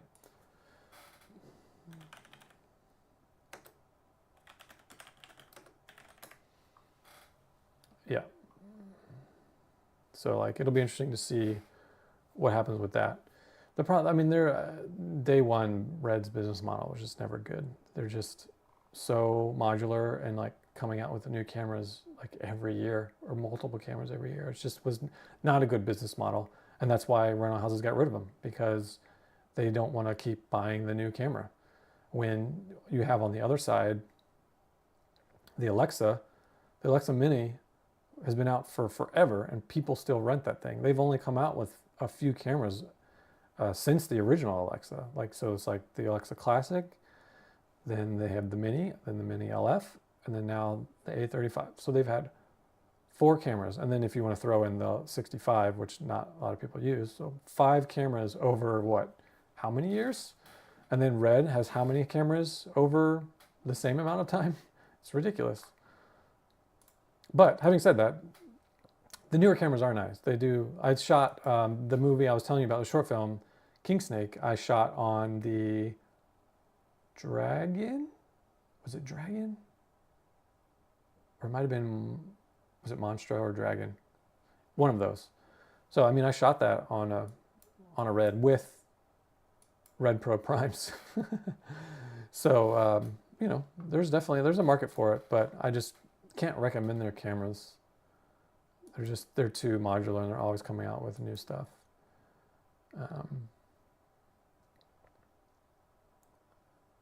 Could I talk more about the rental rate? There are no more Komodos on the good rentals. Oh, the rental hate.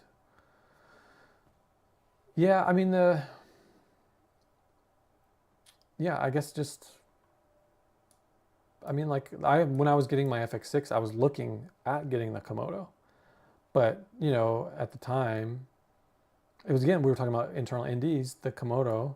Yeah, I mean, the whole idea with that camera is it was like for like gimbals and like drones and things, but like it was in the same price point and competing with an FX6, which has internal NDs, has a full frame sensor. You know, you could debate about Super 35 and full frame all you want, but you know, personally, I just wanted the full frame sensor. And you know, because there's nothing wrong with Super 35.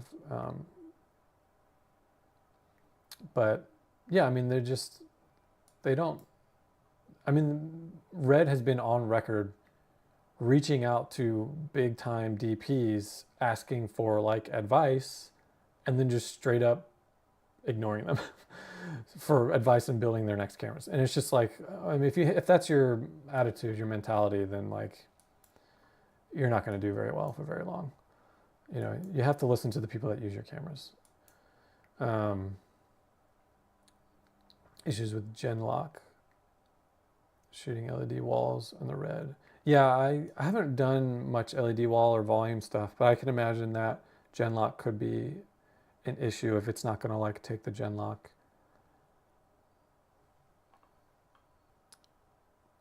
Yeah, I think a lot of people use them for VFX stuff because they have that, like, for a while they were like the bigger resolution cameras, but now that you have, you know, the Venice 2 and the LF, like, you know, I get it, but yeah, twice the price for internal NDs. That's ridiculous. Yeah, I'm sure it has other things too, but like you know, you should be making cameras with internal NDs. I mean, like I said, the FX6. Like, how much is the Raptor XL?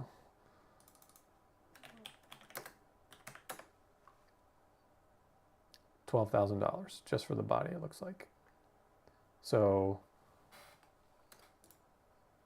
you know, and then how much is the regular Raptor?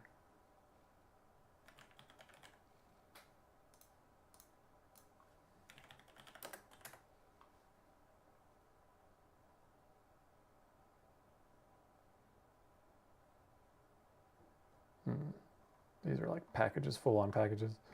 Where's just the body? Well, anyway. Yeah, you should be putting internal NDs.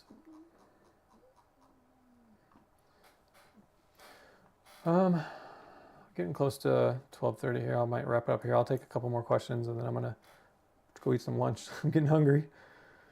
All right, let's see. Doesn't have internals, but you can put a PLM out with built-in NDs. Yeah, for $3,500. See, it's modular. You have to buy the other thing. Like it's just not a good business model. Wireless timecode, that's cool. Your thoughts on the Alexa 35 base model with subscription-based packages? Yeah, somebody asked about that earlier. I mean, I think it's good. It's a good way to like get an entry-level camera like Alexa 35. I mean, that's great. You know, if you're not going to be using all like the other crazy licenses, like that's fine. And then if you just want to upgrade them, you can just upgrade them. Because those cameras are expensive. And, you know, if you're just going to be shooting, you know, not super high speed, or, you know, again, we were looking, I don't know what the licenses are, what they cover, but I think it's a good way to like get in to that system as long as you can like upgrade past it. You know, if you're deadlocked at a max of like whatever license you can have, that might be a little iffy. But if you can like take that base and then turn it into like a full A35, yeah, like totally do it.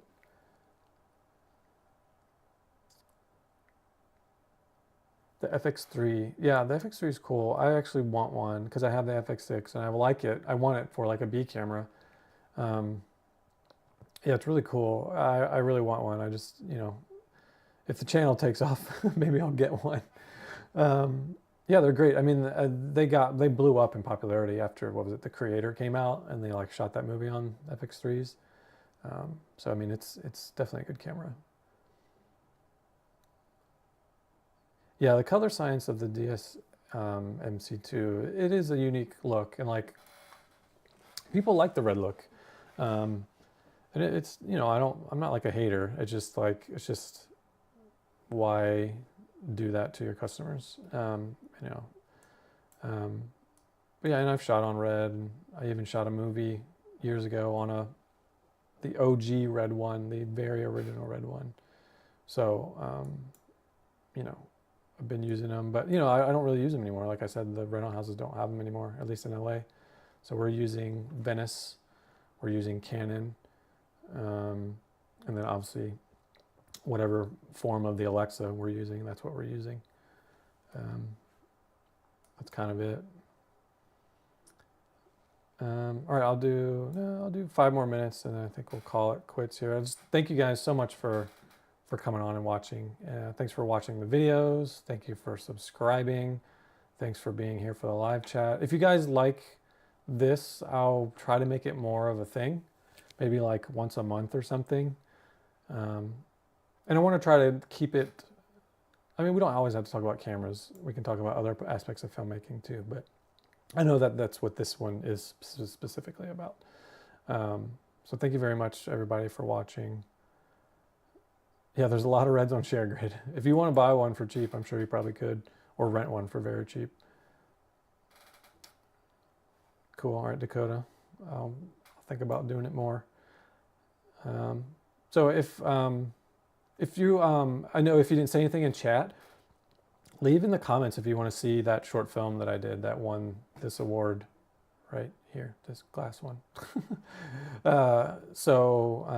It's like one of my favorite things that I've done, and it's really great. And we shot on red. So I'll post it, and then after I post it and it's been out for like maybe a couple weeks or a month, then I'll do like a full cinematography breakdown of it, which I think could be really fun. And I'll talk about the camera setup and the lighting and what we did and all that stuff. So yeah, I'll do more streams, and there's some more videos in the works. I've got scheduled to do some more next week, to shoot some more like first AC training next week. There's yeah, the lens test coming out next Thursday. Not tomorrow, but next Thursday. So yeah, thank you guys very much. I will see you in the next one. Going off walkie.